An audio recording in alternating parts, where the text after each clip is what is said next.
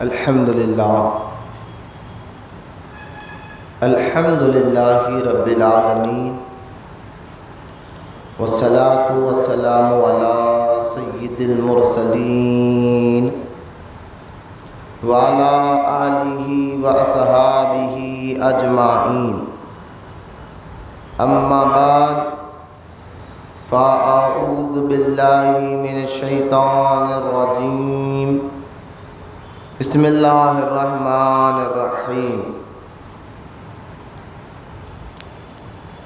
انما یرید اللہ لیذہب عنکم رجس اہل البیت ویطہرکم تطہیرا۔ آمنت باللہ صدق اللہ العلی العظیم۔ وقال اللہ تعالی فی شان حبیبہ الکریم، ان اللہ وملائکتہ یصلون علی النبی یا ایھا الذین آمنوا صلوا علیہ وسلموا تسلیما۔ اللہم صل علی سیدنا و مولانا محمد معدن الجود والکرم وعلی آلہ وبارک وسلم۔ صلاۃ و سلام علیک یا رسول اللہ صلی اللہ تعالی علیہ وآلہ وصحبہ وسلم۔ اما بعد، ہر تعریف اور بڑائی صرف اللہ تعالی کے لیے ہے، جو سارے جہان کا مالک ہے، مختار ہے، اور جو سارے جہان کا پالنہار ہے۔ میں اس بات کی گواہی دیتا ہوں کہ اللہ تعالیٰ کے سوا کوئی عبادت کے لائق نہیں، وہ ایک ہے، اس کا کوئی ساتھی اور شریک نہیں۔ اور میں اس بات کی بھی گواہی دیتا ہوں کہ آپ کے اور ہمارے پیارے آقا اور مولا حضور اور نور رحمت عالم نور مجسم حضرت سیدنا محمد مصطفیٰ احمد مصطفیٰ صلی اللہ تعالی علیہ وآلہ وصحبہ وسلم اللہ تعالیٰ کی آخری رسول اور اس کی برگزیدہ بندے ہیں۔ اللہ تعالیٰ حضور اکرم نور مجسم رحمت عالم صلی اللہ تعالی علیہ وسلم پر، اہل بیت، صحابہ اکرام، تابعین اور تبع تابعین، اولیاء امت پر قیامت تک بکثرت رحمتیں اور برکتیں نازل فرماتا رہے۔ محبت سے ایک مرتبہ درود شریف پڑھ لیجئے۔ اللہم صلی علی سیدنا و مولانا محمد معدن الجود والکرم وعلی آلہ وبارک وسلم۔ صلاۃ و سلام علیک یا رسول اللہ صلی اللہ تعالی علیہ وآلہ وصحبہ وسلم۔ معزز سامعین، نوجوان ساتھیوں، بزرگوں، السلام علیکم ورحمۃ اللہ وبرکاتہ۔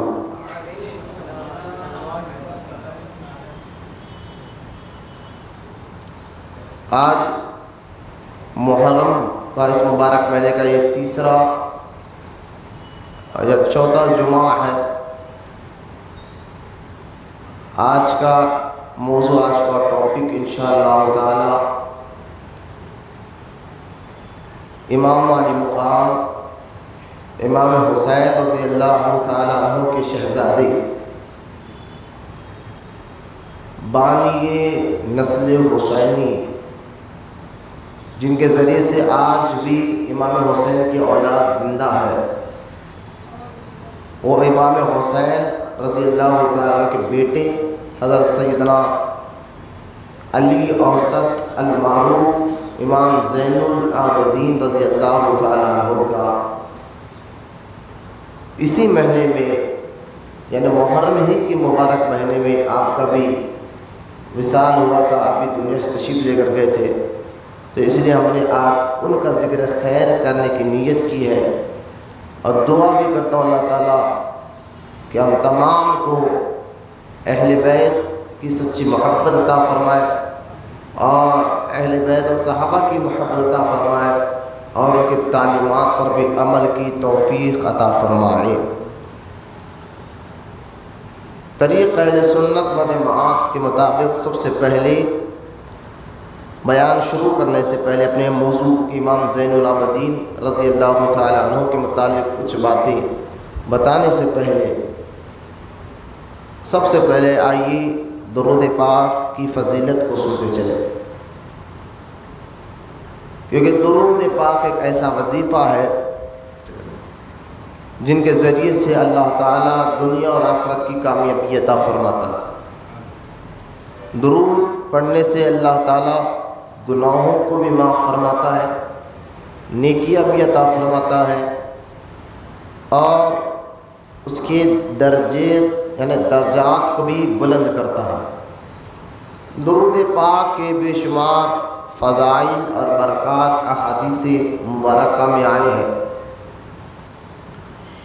کیونکہ ایک بہت بڑے بزرگ ہے جن کا نام سفیان ثوری رحمۃ اللہ تعالی علیہ، تبع تابعین کے دور کے بزرگ ہے۔ آپ فرماتے ہیں میں کعبے کا طواف کر رہا تھا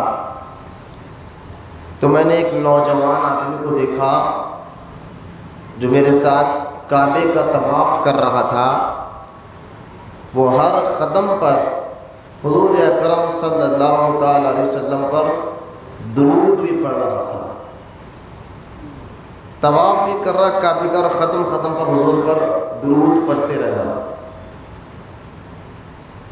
تو حضرت سفیان ثوری رحمۃ اللہ تعالی علیہ فرماتے ہیں اس کے یہ عمل پر مجھے تعجب ہوا کہ یہ کعبے کا طواف کرتے کرتے ختم پر درود پڑھ رہا ہے، اور بھی دعائیں ہیں وہ نہیں پڑھتا۔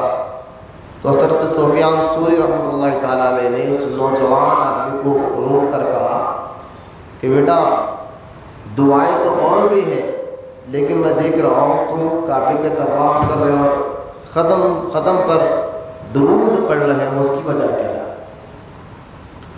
تو وہ نوجوان آدمی نے کہا حضرت آپ نے سوال کیا تو بتانا ضروری ہے۔ تو وہ نوجوان آدمی کہتا ہے کہ حج کرنے کے ارادے سے میں اور میرا باپ دونوں گھر سے ساتھ نکلے تھے۔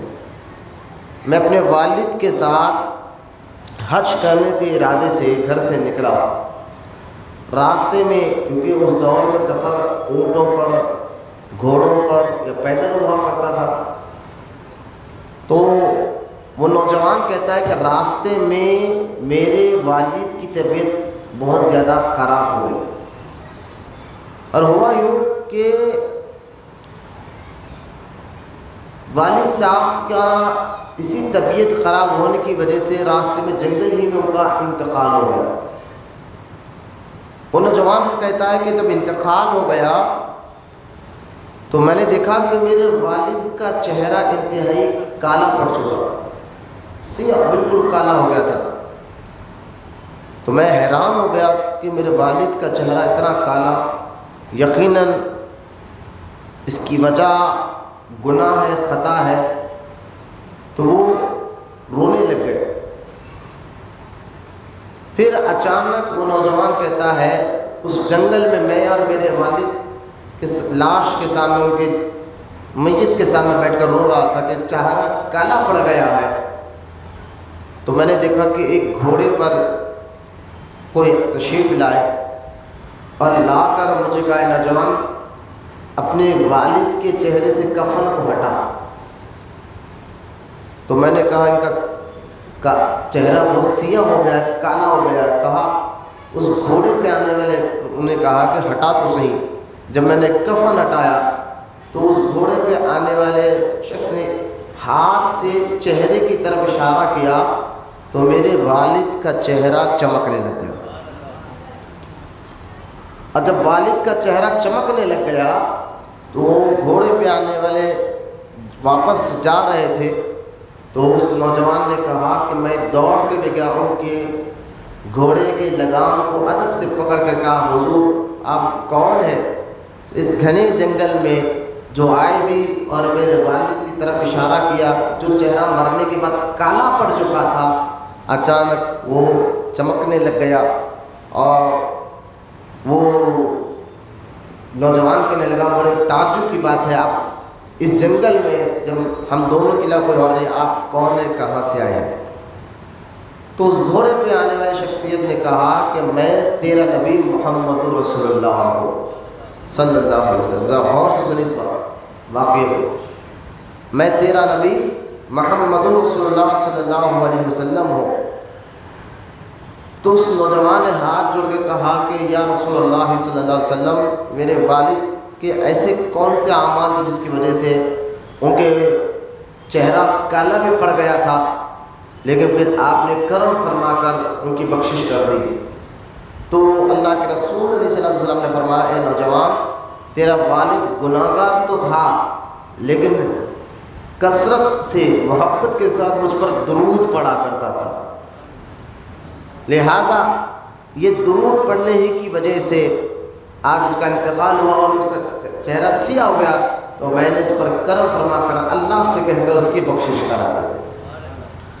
تو وہ نوجوان اپنا یہ واقعہ سفیان ثوری رحمۃ اللہ تعالی علیہ کو سناتا ہے، یہ کہہ کر سرکار تو غائب ہو گئے نظروں کے سامنے سے، میں اپنے والد کو وہی جنگل میں تدفین کر کر پھر کعبے کے حج کے ارادے سے یہاں پر آیا ہوں، اور اس لیے میں کعبے کا طواف کرتے کرتے ہر قدم قدم پر درود ہی درود پڑھ رہا ہوں۔ لہذا اسی لیے احادیث مبارکہ میں آیا ہے کہ درود ایک ایسا وظیفہ ہے جو سارے غموں کو، مشکلوں کو، مصیبتوں کو درود پڑھنے کی برکت سے اللہ تعالیٰ دور فرما دیتا ہے۔ اکثر لوگ کہتے ہیں کوئی ایسا وظیفہ بتا دیجیے کہ حضرت کہ ہم پڑھے تو ہمارے کاروبار چلنے لگ جائے، ہمارے گھر میں برکت آنے لگ جائے، تو بے شمار وظیفے ہیں، اس میں کوئی شک نہیں ہے، لیکن یوں سمجھے درود ایک ایسا وظیفہ ہے جو ہر کام کے لیے آپ پڑھیں گے تو اللہ تعالیٰ اس کام میں برکت عطا فرما دے گا، چاہے جائز کوئی بھی جائز کام کے لیے درود پاک کی پڑھنے کی آپ عادت بنا لیجئے، پھر اس کا فیض آپ دیکھیں کہ درود کی برکتیں اللہ تعالیٰ کیسے عطا فرماتا ہے۔ اللہ ہم سے دعا ہے اللہ ہم تمام کو کہنے سننے سے زیادہ عمل کی توفیق عطا فرمائے۔ آئیے پیارے آقا کریم محمد رسول اللہ صلی اللہ تعالی علیہ وسلم کی بارگاہ اقدس میں درود پاک کا نذرانہ پیش کریے، پڑھیے اللہم صلی علی سیدنا و مولانا محمد معدن الجود والکرم وعلی آلہ وبارک وسلم، صلاۃ و سلام علیک یا رسول اللہ صلی اللہ تعالی علیہ وآلہ وصحبہ وسلم۔ تو انشاءاللہ کیونکہ یہ محرم کا مبارک مہینہ بالکل ختم پر ہے، قریب میں ہے، اسی مہینے میں امام حسین رضی اللہ تعالیٰ عنہ کے شہزادے امام زین العابدین رضی اللہ تعالیٰ عنہ کی بھی وصال مبارک ہوا تھا، اس لیے آج کا ٹاپک ہم امام زین العابدین رضی اللہ تعالیٰ عنہ کی اہم واقعات پر ڈالیں گے، اور اس سے کیا ہمیں سبق مل رہا ہے اس پر بھی ہم تبصرہ کریں گے، کیونکہ یہ اہل بیت سے ہے۔ تو اہل بیت کون ہے، کیا ہے؟ کئی مرتبہ یہاں اسی جمعہ میں محرم کے مہینے میں، اس مبارک مہینے میں ہم نے اہل بیت سے مراد کیا ہے، کون لوگ ہیں، اس پر کافی بات کی ہے، لیکن آج میں کچھ ہٹ کے وہ آیتیں پڑھوں گا جو میں نے گزشتہ 2 یا 3 جمعہ میں وہ آیتیں نہیں پڑھی، اس کا معنی آپ کو بتاؤں گا، کیونکہ قرآن میں ایک نہیں کئی آیتیں ہیں جس میں اللہ تعالیٰ نے حضور کے خاندان کا ذکر کیا، 1-2 آیت نہیں 4-5 بلکہ اور بھی ایسی آیتیں ہیں جس میں اللہ تعالیٰ نے حضور کے خاندان مبارک کا ذکر فرمایا ہے۔ اس سے اندازہ کر لینا چاہیے کہ جس خاندان کا ذکر اور جس خاندان سے محبت کرنے کا حکم اللہ کا کلام قرآن پاک دے، وہ خاندان کتنا عظیم ہوگا، وہ خاندان کتنا اونچا ہوگا جس خاندان کے بارے میں اللہ تعالیٰ نے قرآن میں آیتیں اتار کر مسلمانوں سے کہا کہ ان سے محبت کرو، ان کا ادب کرو، ان کی تعظیم کرو۔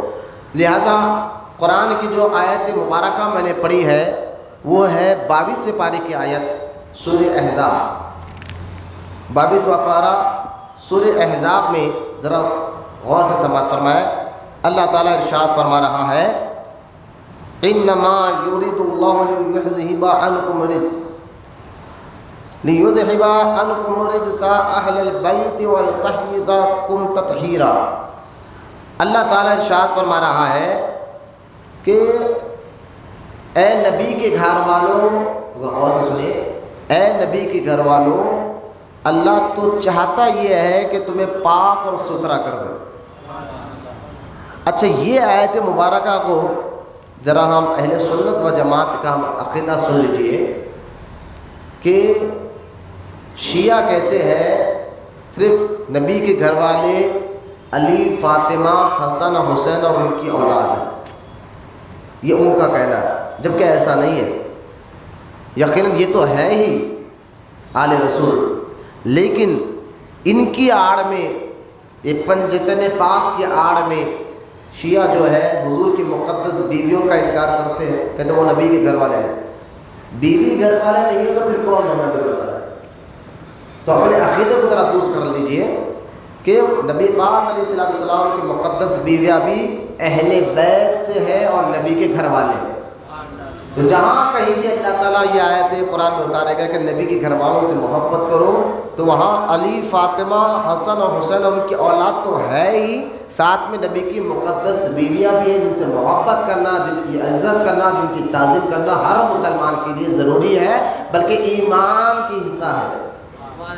اب اس کو سمجھنے کے بعد یہ آیت جو اتری ہے جس میں اللہ پاک فرما رہا ہے اے نبی کے گھر والوں، اللہ چاہتا ہے کہ تمہیں پاک و ستھرا کرو. یہ آیت اترنے سے پہلے اصل میں یہ آیت اتری ہے نبی کے مقدس بیویوں کے حق میں دراصل، کیونکہ اگر یہ آیت ہے سورہ احزاب کی اور آیت نمبر 33 ہے. اگر اس سے اوپر والی آیت دیکھیں، اسٹیپ بائی اسٹیپ اگر آیت آپ دیکھیں قرآن کی، اصل میں اللہ تعالیٰ نبی کی مقدس بیویوں سے کچھ کہہ رہا تھا. کیا کہہ رہا تھا اللہ پاک دیکھیں اسی سورہ احزاب میں، اور اوپر سے اگر آیت نیچے آئے گی تو آپ کو یہ آیت کا صحیح معنی سمجھ میں آتا ہے. اللہ ارشاد فرماتا ہے یا نساء النبی، یا نساء النبی لستن کأحد من النساء ان اتقیتن فلا تخضعن بالقول فیطمع الذی فی قلبہ مرض وقلن قولا معروفا. اللہ فرماتا ہے اے نبی کی بیویوں، تم عام عورتوں کی طرح نہیں ہو. ہمارے آقا کریم صلی اللہ علیہ وسلم کے 11 بیویاں تھیں. کتنے تھے؟ 11 بیویاں. اور اس کی کرنے کی، کیونکہ آپ ہمارے حضور کو معاذ اللہ اپنے ذہن میں ایک عام آدمی کی طرح نہیں لائے. اس 11 بیویاں رکھنے کی بہت ساری وجہ تھی، میں نے اس پر یہاں پر کئی مرتبہ بیان کیا ہوں. بی بی خدیجۃ الکبریٰ رضی اللہ تعالیٰ کا ہم نے جب رمضان مبارک کے 10ویں روزے کو اسی مسجد میں بی بی خدیجۃ الکبریٰ رضی اللہ تعالیٰ کا یوم منایا تھا اور ان کے بارے میں بتایا تھا، جو انٹرنیٹ پر یوٹیوب پر یہ سارا بیان موجود ہے. ہم نے بتایا تھا کہ حضور نے 11 شادیاں کیوں کی، اس کی وجہ کیا تھی.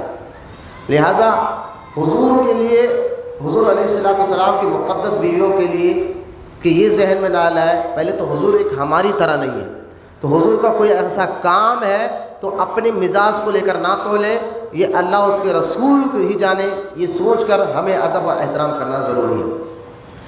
تو اللہ پاک فرمایا اے نبی کی بیویوں، تم عام عورتوں کی طرح نہیں ہو. اگر اللہ سے ڈرو تو بات میں ایسی نرمی نہ کرو کہ دل کو روگی، کچھ لالچ کرے، ہاں اچھی بات کہو، اور اپنے گھروں میں ٹھہری رہو، بے پردہ نہ رہو جیسے اگلے جہالت کی بے پردگی تھی. اور نماز قائم رکھو، زکوٰۃ دو، اور اللہ اور اس کے رسول کا حکم مانو. یہ آیتیں نبی پاک علیہ السلام کی مقدس بیویوں کے لیے اللہ پاک فرما رہا ہے کہ تم عام عورتوں کی طرح نہیں ہو.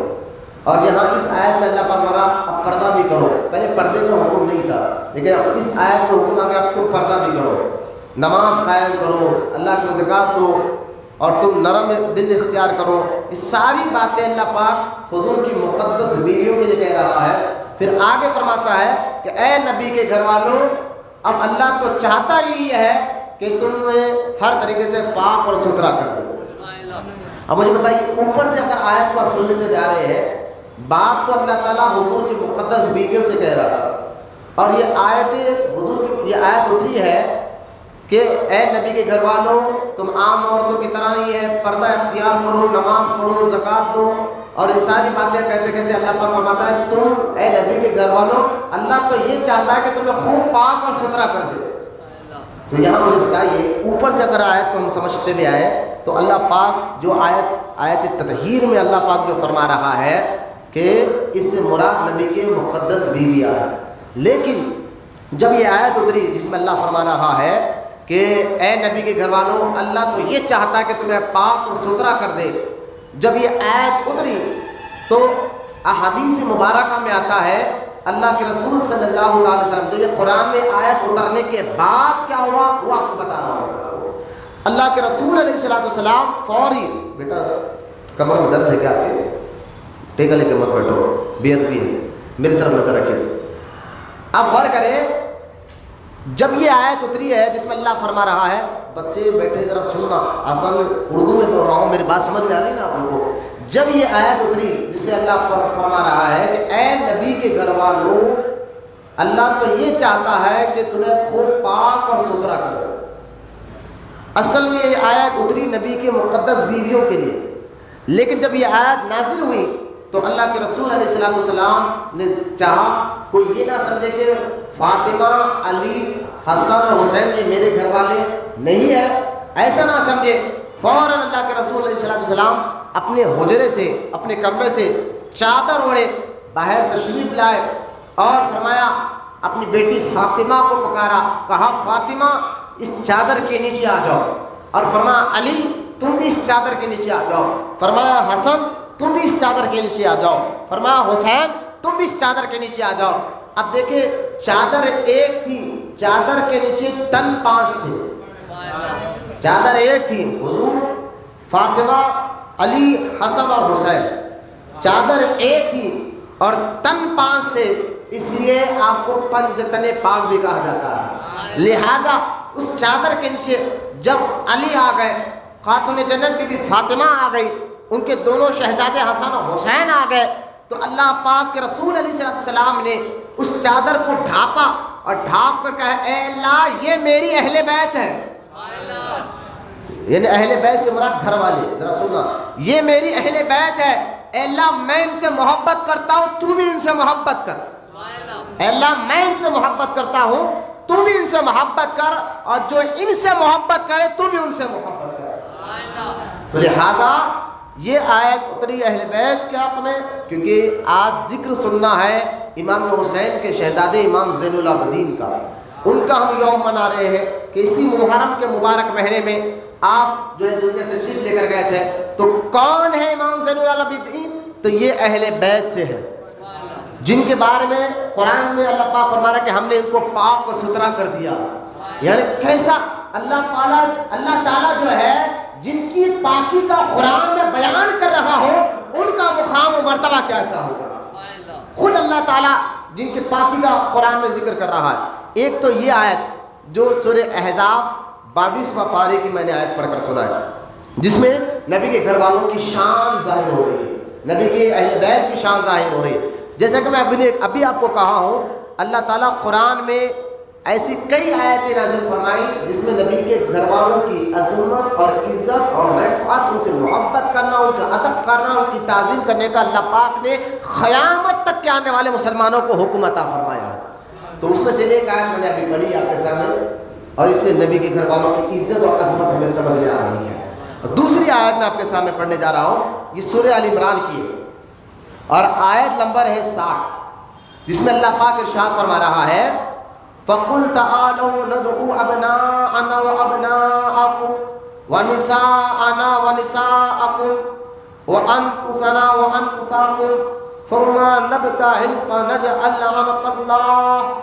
لَعْنَةَ اللَّهِ عَلَى الْكَاذِبِينَ، جس میں اللہ پاک فرما رہا ہے اے محبوب کہو، کس سے کہو میں بھی بتاؤں گا، اے محبوب کہو تم بھی اپنی جانوں کو لاؤ، ہم بھی اپنی جانوں کو لائیں، تم بھی اپنے گھر والوں کو لاؤ، ہم بھی اپنے گھر والوں کو لائیں گے، اور تم بھی اپنے بچوں کو لاؤ، ہم بھی اپنے بچوں کو لائیں گے، اور تم ٹھہر جاؤ آسمان کے نیچے اور اللہ سے دعا کرو کہ اللہ جو حق پر ہے ان کو بچا لے اور جو ناحق ہے ان کو اٹھا لے۔ تو یہ آیت جب اتری تو اصل میں آیت کیوں اتری اس کا سمجھ لیجیے کہ عیسائی، کچھ نجران کے عیسائی حضور کی بارگاہ میں آئے، عیسائی مذہب کے، وہ کہنے لگے ہمارا مذہب عیسائی سچا ہے، آپ معاذ اللہ جھوٹے، اس طرح کی باتیں کرنے لگے۔ جب باتیں کرنے لگے تو عیسائی کہنے لگے کام کریں گے، کیونکہ عیسائی بھی تو اللہ کو مانتے ہیں، وہ کہتے ہیں کہ ہم اللہ ایک ہے، لیکن کلمہ وہ عیسیٰ علیہ السلام کا پڑھ رہے تھے۔ تو حضور نے فرمایا دیکھو عیسیٰ علیہ السلام بھی اللہ کے نبی ہے، لیکن اب نبوت ختم ہو گئی ان پر، اللہ نے مجھے نبی اور رسول بنا کے بتایا، اب قیامت تو کوئی نبی آنے والا نہیں ہے، لہٰذا اب مجھے میرا کلمہ پڑھنا ہوگا۔ تو عیسائی بحث کرنے لگے، بولا ایسا نہیں ہوگا، ہم تو عیسیٰ کو مانیں گے، ہم ان کے رب کو مانیں گے۔ آپ معاذ اللہ حضور پر تانا دینے لگے، تو اللہ کے رسول صلی اللہ تعالیٰ علیہ وسلم پر جب تانا دینے لگے تو وہ عیسائی کہنے لگے ایک کام کرے، میدان میں تم بھی آؤ۔ وہ عیسائی کہہ رہے، ذرا غور سے سنیں، عیسائی کہہ رہے ہیں میدان میں تم بھی اپنے بچوں کو لاؤ، ہم بھی اپنے بچوں کو لائیں گے، اور دعا کریں گے اللہ سے کہ اللہ جو حق پر ہے ان کو بچا لے، جو ناحق ان کو اٹھا لے۔ تو لہٰذا اللہ کے رسول صلی اللہ علیہ وسلم نے فرمایا ٹھیک ہے ایسا ہے، چلے اس کو کہتے ہیں مباہلہ۔ کیا کہتے ہیں؟ مباہلہ۔ ایک ہوتا ہے مناظرہ، جسے سنی علماء وہابیوں کے سامنے بیٹھ کر قرآن حدیث کے دلائل دے کر یہ بتاتے ہیں کہ اللہ کے نبی اللہ کے بتانے سے غیر کی خبریں جانتے ہیں۔ مناظرے میں کئی قسم کے مناظرے ہوتے ہیں، یہ اس کو مناظرہ کہتے ہیں، اور مباہلہ اس کو کہتے ہیں جس میں کوئی بحث نہیں ہوتی، بس دعا ہوتی ہے کہ اللہ جو حق پر ہے ان کو عزت دے اور جو ناحق پر ہے ان کو ذلت دے دے۔ تو اللہ پاک ان کی اس دعا کو فوراً قبول فرماتا ہے۔ جیسے کئی واقعات ہیں کہ کچھ علماء نے مباہلہ کیا ہے اور ظالم لوگوں کو اللہ تعالیٰ نے اسی وقت عذاب نازل کر دیا۔ تو خیر جب یہ عیسائیوں نے کہا کہ اب آ جائیے میدان میں اپنے خاندان کو لے کر، ہم بھی اپنے خاندان کو لے کر، تب اللہ تعالیٰ نے یہ سورہ ال عمران کی آیت مبارکہ نازل فرمائی اور فرمایا کہ ٹھیک ہے محبوب، اب تم اپنے خاندان کو لے کر جاؤ، اپنے گھر والوں کو لے کر جاؤ اور دعا کرو کہ جو حق پر ہے وہ بچ جائے گا، جو ناحق پر ہے اللہ اس پر اپنا عذاب نازل کرے گا۔ اب عیسائی جو ہے میدان میں جمع ہو گئے، اپنے بیوی بچوں کو لے کر جمع ہو گئے۔ اللہ کے رسول علیہ السلام گھر گئے، علی سے کہا علی تم میرے پیچھے چلو، فاطمہ سے کہا تم میرے پیچھے آؤ، علی سے کہا تم فاطمہ کے پیچھے رہو، اور حسن اور حسین کو سرکار نے اپنے دونوں ہاتھ میں پکڑا اور اپنے گھر سے باہر نکلے۔ دیکھیں اب جب یہ آیت ہوتے اپنے گھر والوں کو لے کر آؤ، تو سرکار اپنی بیٹی فاطمہ سے کہتے ہیں میرے پیچھے چلو، علی سے کہتے ہیں فاطمہ کے پیچھے چلو، حسن اور حسین کو دونوں کو ہاتھ پکڑ کر سرکار میدان کی طرف جا رہے ہیں، جس میدان میں عیسائی کھڑے حضور کا انتظار کر رہے ہیں۔ اب سرکار ان دونوں کو لے کر علی، فاطمہ اور حسن اور حسین کو لے کر سرکار اس میدان کی طرف جا رہے ہیں۔ تو عیسائیوں میں جو سب سے بڑا پادری تھا، سب سے بڑا عیسائی تھا، وہ دور سے دیکھا اور دیکھ کر لوگوں سے کہا لوگوں جو اللہ کے رسول علیہ السلام کے سیدھے بازو ہے وہ کون ہے؟ تو کسی نے کہا وہ حسن ہے۔ کہا ان کو دائیں بازو کون ہے؟ فرمایا وہ حسین ہے۔ اور وہ عیسائی کہنے لگے دیکھو ہم تو جھوٹے ہیں، ہمیں پتا ہے کہ یہ آخری نبی اور سچے نبی ہے، ہم نے تو چیلنج ایسا ہی کر دیا تھا کیونکہ یہ سچے ہیں، ہماری کتابوں میں بھی لکھا۔ عیسائی کہہ رہے ہیں اپنے آپس میں ہماری کتابوں میں یہ بات لکھی ہوئی ہے کہ یہ نبی سچے ہیں، اور یہ جو کہہ رہے ہیں سچ کہہ رہے ہیں، پھر بھی ہم ان کو مباہلے کی دعوت دے دیے۔ لیکن وہ عیسائیوں کا بڑا عیسائی کہتا ہے میں دیکھ رہا ہوں یہ جو ان کے سیدھے اور دائیں بازو دو جب بچے ہیں اور پیچھوں کی بیٹی ہے علی ہے، اگر یہ نبی دعا کر دے اور یہ بچے آمین کہہ دینا، پھر اس روئے زمین پر کوئی عیسائی باقی نہیں رہے گا، کوئی عیسائی۔ یہ عیسائی خود کہنے لگا صرف چہرے حسن اور حسین کو دیکھ کر، بولو محبت سے سبحان اللہ، چہرے حسنین پاک کے چہروں کو دیکھ کر کہنے لگا یہ بچے کے چہرے بتا رہے ہیں کہ یہ بچے بڑے اونچے مقام والے ہیں، اونچے مرتبے والے ہیں، اگر یہ نبی دعا کر دے اور یہ بچے خالی آمین کہہ دے پھر ہم میں سے کوئی بچ نہیں پائے گا۔ لوگوں ان سے مباہلہ مت کرو۔ وہاں سے عیسائی بھاگ گئے اور سارے مسلمانوں کو، خود عیسائیوں کو پتہ چلا اسلام حق ہے، دین اسلام ہی سچا مذہب ہے۔ اللہ کے رسول علیہ السلام فرماتے ہیں اگر اس وقت عیسائی ہم سے مباہلہ کر لیتے اور میں دعا کر دیتا تو سرکار فرماتے ہیں اللہ کا عذاب اتنا قریب آ گیا تھا، اگر وہ ہم سے مباہلہ کرتے تو سارے عیسائی اسی وقت بندر یا سور بن جاتے اور قیامت تک یعنی چند ہی دنوں میں پورے زمین سے عیسائی ختم ہو جاتے۔ لہذا انہوں نے مباہلہ نہیں کیا، صرف اس لیے نہیں کیا حضور کے چہرے کو دیکھا اور حسن و حسین کے چہرے کو دیکھ کر عیسائیوں نے کہنے لگا یہ ایسے چہرے ہیں جو یہ رب کو بولیں گے اللہ ویسا کر کر بتائے گا۔ بولے محبت سے سبحان اللہ۔ اپنے تو اپنے دشمن کہہ رہے ہیں یہ چہرے ایسے کہ اگر یہ جو بولیں گے اللہ ویسا کر دے گا۔ تو لہٰذا ان آیت سے بھی، دو آیتیں میں نے پڑھ کر بتائی، یہ دونوں آیتوں سے پتہ چلا کہ نبی کے گھر والوں کا کیسا اونچا مقام و مرتبہ اللہ پاک نے عطا فرمایا ہے۔ نبی کے گھر والوں کا مقام و مرتبہ، ان کی عزت، ان کی رفعت، ان کا شان، ان کا مقام و مرتبہ اللہ تعالیٰ نے اتنا اونچا رکھا ہے کہ قرآن میں کہیں پر اللہ فرماتا ہے کہ اے نبی کے گھر والوں اللہ تمہیں پاک کرنا چاہتا ہے، اور کہیں پر اللہ فرماتا ہے الا المودۃ فی القربى کہ نبی کے گھر والوں سے محبت کرو، کہیں پر اللہ فرماتا ہے اللہ کی رسی کو مضبوطی سے پکڑے رہو تاکہ تم بھٹک نہیں پاؤ گے۔ امام جعفر صادق رضی اللہ تعالیٰ عنہ فرماتے ہیں جو اللہ قرآن میں یہ آیت میں کہہ رہا ہے کہ اللہ کی رسی کو مضبوطی سے پکڑے رہو، تو وہ رسی سے مراد کیا ہے؟ امام جعفر صادق کہتے ہیں سے مراد، اللہ کی رسی سے مراد نبی کے گھر والے ہیں۔ جو نبی کے گھر والوں کے دامن کو پکڑ لیتا ہے وہ اللہ تک پہنچ جاتا ہے۔ لہٰذا ان آیتوں کو سمجھنے کے بعد اب آئے احادیث مبارکہ کی طرف۔ حدیث مبارکہ میں سے پہلے ملا علی قاری کی ایک روایت جو میں نے رہ گئی تھی، دو، ایک شاہ عبدالعزیز محدث دہلوی اور ایک ملا علی قاری۔ ملا علی قاری رحمۃ اللہ تعالیٰ علیہ شرح مرقات میں، شاہ عبدالعزیز محدث دہلوی رحمۃ اللہ تعالیٰ علیہ اپنی کتاب تحفہ شریف میں، یہ پہلے دو قول ہیں، اس کو سن لیجیے تاکہ آپ کے ایمان عقیدہ اور مضبوط ہو جائے، کہ ملا علی قاری رحمۃ اللہ تعالیٰ علیہ یہ وہ چوٹی کے بڑے عالم ہیں جن کو آج کا ہر مولوی چاہے وہابی ہو، چاہے دیوبندی ہو، چاہے تبلیغی جماعت کا ہو، کسی بھی جماعت کا ہو، ہر ایک مولوی ملا علی قاری رحمۃ اللہ تعالیٰ علیہ کا ادب کرتا اور ان کو عزت سے دیکھتا۔ یعنی ملا علی قاری وہ شخصیت ہے جن کو ہر کوئی جنتی کہتا ہے، چاہے اندازہ کرے وہابی بھی ان کی عزت کرتا، ایک تو یہ۔ اور شاہ عبدالعزیز محدث دہلوی رضی اللہ تعالیٰ عنہ یہ تو ہے ہی سارے محدثین کے استاد، یہ استاد ہے سارے محدثین کے، شاہ عبدالعزیز محدث دہلوی۔ یہ مطلب یہ ہے کہ ایک بندہ جب مدرسے میں پڑھا، چاہے وہ کسی بھی مدرسے میں وہابی کے یا سنی کے، جب مدرسے میں پڑھ کر حدیث کی سند لیتا ہے کہ تم کس سے پڑھے، تمہارا استاد کون ہے، سند کا مطلب کیا ہے؟ جیسا کہ آپ بیٹے ہیں تو آپ کے ابا کا نام، دادا کا نام، پردادا کا نام، اوپر تک آپ کس کے اولاد سے ہیں۔ اسی طرح سند ہے استادوں کا نام آتا ہے کہ آپ کس سے پڑھے، آپ کے استاد کا نام کیا ہے، ان کے استاد کا نام کیا، ان کے استاد، تو اس کو کہتے ہیں سند حدیث۔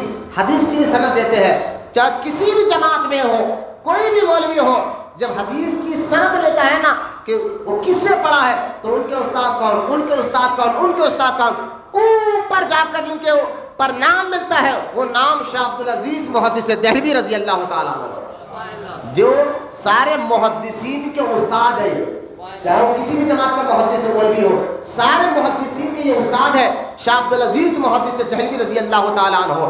لہٰذا انہوں نے بھی اپنی کتاب تحفہ میں ایک دو بات فرمائی ہے، اور یہ وہ باتیں میں آپ کو بتا رہا ہوں جو محرم میں نے بتایا ہے۔ 2 جمعہ میں نے ذکر حسین الحمدللہ ہم نے کیا ہے، لیکن یہ باتیں میں نے بتائی نہیں ہے کیونکہ آدمی کو ایک ایسی باتیں ٹاپک ایک ہو لیکن اس کو الگ الگ انداز سے آپ کے سامنے میں رکھنا چاہتا ہوں تاکہ آپ کو سمجھنے بھی آئے اور آپ کا ایمان اور عقیدہ بھی مضبوط ہو۔ لہذا یوں سمجھیے کہ ملا علی قاری، شاہ عبدالعزیز محدث دہلوی یہ دنیا کے وہ شخصیت ہے جن کے ذریعے سے مسلمانوں کو دین سمجھ میں آیا، انہوں نے دین بتایا ہے، دین سمجھایا ہے، یہ وہ شخصیات ہے اور جن کو سب مانتے ہیں کہ یہ جنتی ہے۔ تو سنی نے سب مانتے کہ یہ جنتی ہے، حالانکہ ملا علی قاری رحمۃ اللہ تعالیٰ علیہ، شاہ عبدالعزیز محدث دہلوی، یہ دونوں اہل سنت جماعت سے تعلق رکھتے ہیں اور سنی مسلمان ہیں۔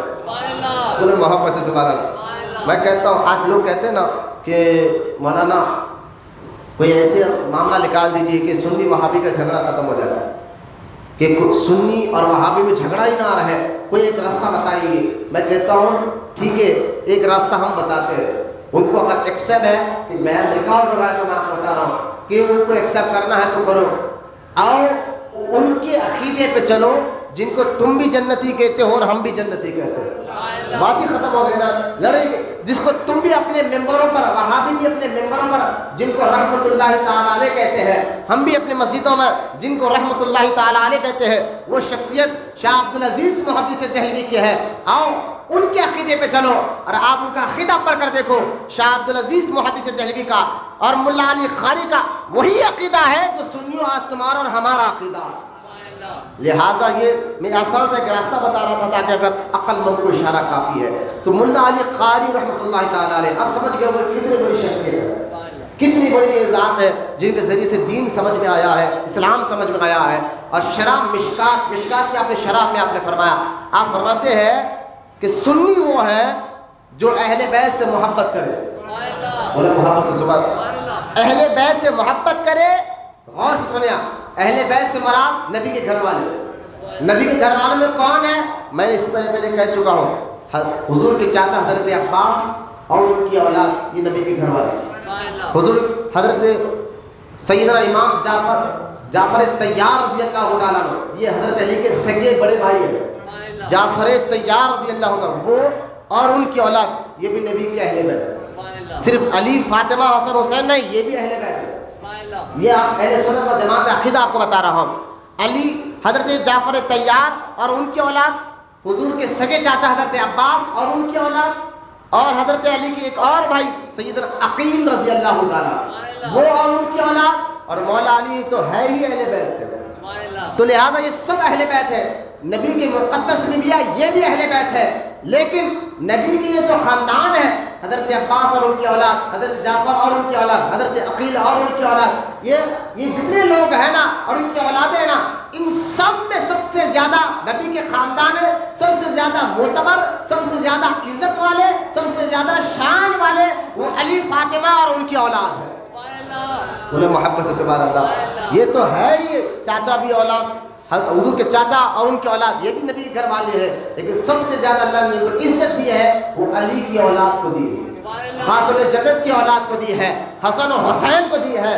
لہٰذا جب بھی نبی کے گھر والے آئے تو یہ سارے باتیں ذہن میں آنا ہے۔ جب بھی اگر میں بیان میں اہل بیت کہوں تو یہ سب لوگ آنا ہے آپ کے ذہن میں، صرف علی فاطمہ حسن حسین یہ سب لوگ آنا ہے جن کی عزت کرنا، جن سے محبت کرنا، جن کا ادب کرنا ہر مسلمان کے لیے ضروری ہے۔ صرف کیونکہ ہم مسلمان نماز روزہ حج زکوٰۃ کے لیے اللہ پاک نے پابند نہیں کیا، قرآن میں جہاں اللہ تعالیٰ نے جو ہے عبادت احکام کے بارے میں بیان فرمایا ہے، وہیں پر اللہ تعالیٰ نے قرآن میں اپنے محبوب بندوں کی عزت کرنے کا بھی حکم دیا ہے، ان سے محبت کرنے کا حکم بھی دیا ہے، ان کی تعظیم کرنے کا بھی حکم دیا ہے۔ جہاں نماز روزہ حج زکوٰۃ یہ اچھے کام بھی اسلام کا حصہ ہے، تو ان شخصیات سے محبت کرنا بھی ایمان اور اسلام کا حصہ ہے، کوئی غلط نہیں ہے، کوئی الگ نہیں ہے۔ تو لہٰذا ہم دو چیزوں کو پکڑے، ہم رجال اللہ کو بھی پکڑتے ہیں، یعنی اللہ کے احکام پر بھی چلتے ہیں، اللہ رسول کے بتائے طریقے پہ بھی چلتے ہیں، اور جن شخصیات سے محبت کرنا بھی دین ہے ہم ان سے بھی محبت کرتے ہیں، یہ بھی ایمان ہے۔ تو لہٰذا اہل بیت دین ہے، ان سے محبت کرنے سے اللہ راضی ہوتا ہے۔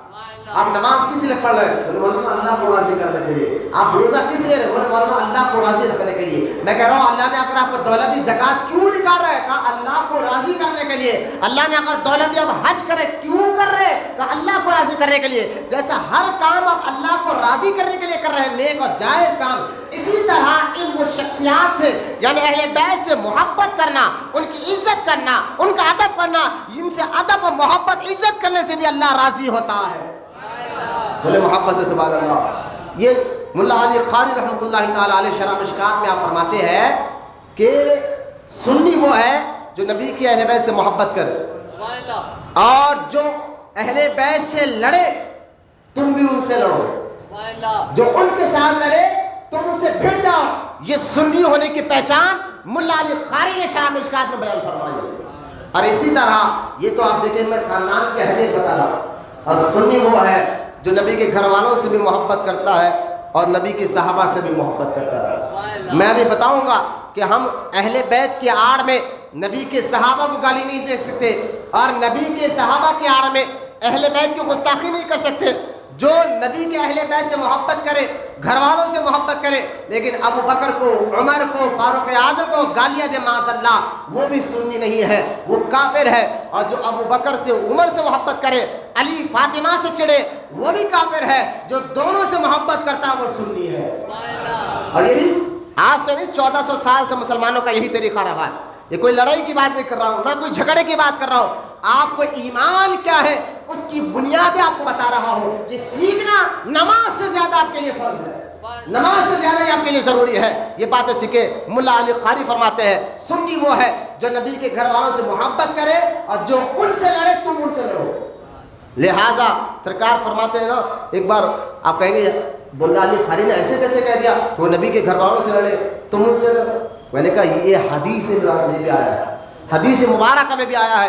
سرکار نے حسن و حسین سے فرمایا، اللہ سے اے اللہ حسن و حسین میں ان سے محبت کرتا ہوں، اور جو ان سے لڑتے ہیں میں بھی ان سے لڑتا ہوں۔ سرکار نے خود فرمایا حسن و حسین ان کے اولاد سے میں محبت کرتا ہوں، اور جو ان سے لڑے میں ان سے لڑتا ہوں، اور جو ان سے محبت کرے میں بھی ان سے محبت کرتا ہوں۔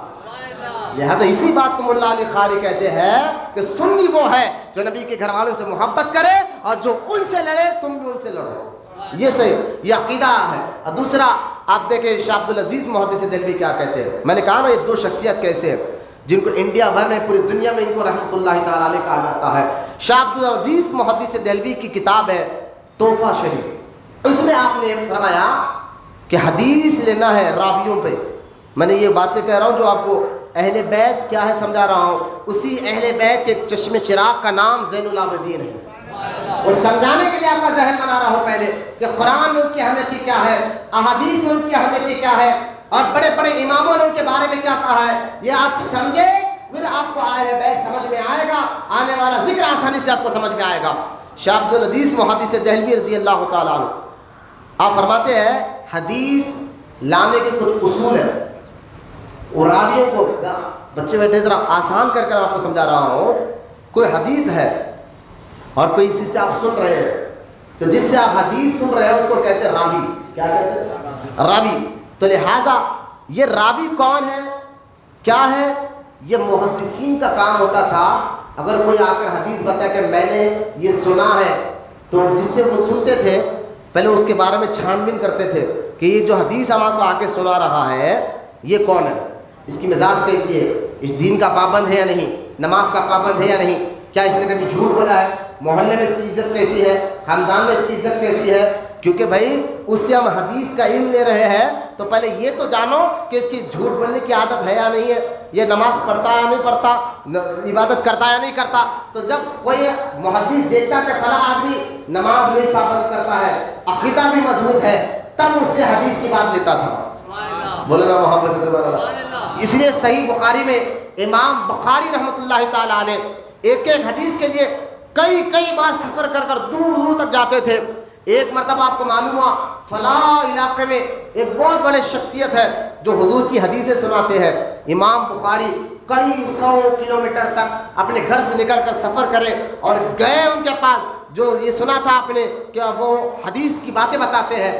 تو دور سے دیکھا کہ وہ جو شخص تھے انہوں نے قبلہ رو چہرہ کر کر تھوکا، قبلے کی طرف چہرہ کر کر تھوکا۔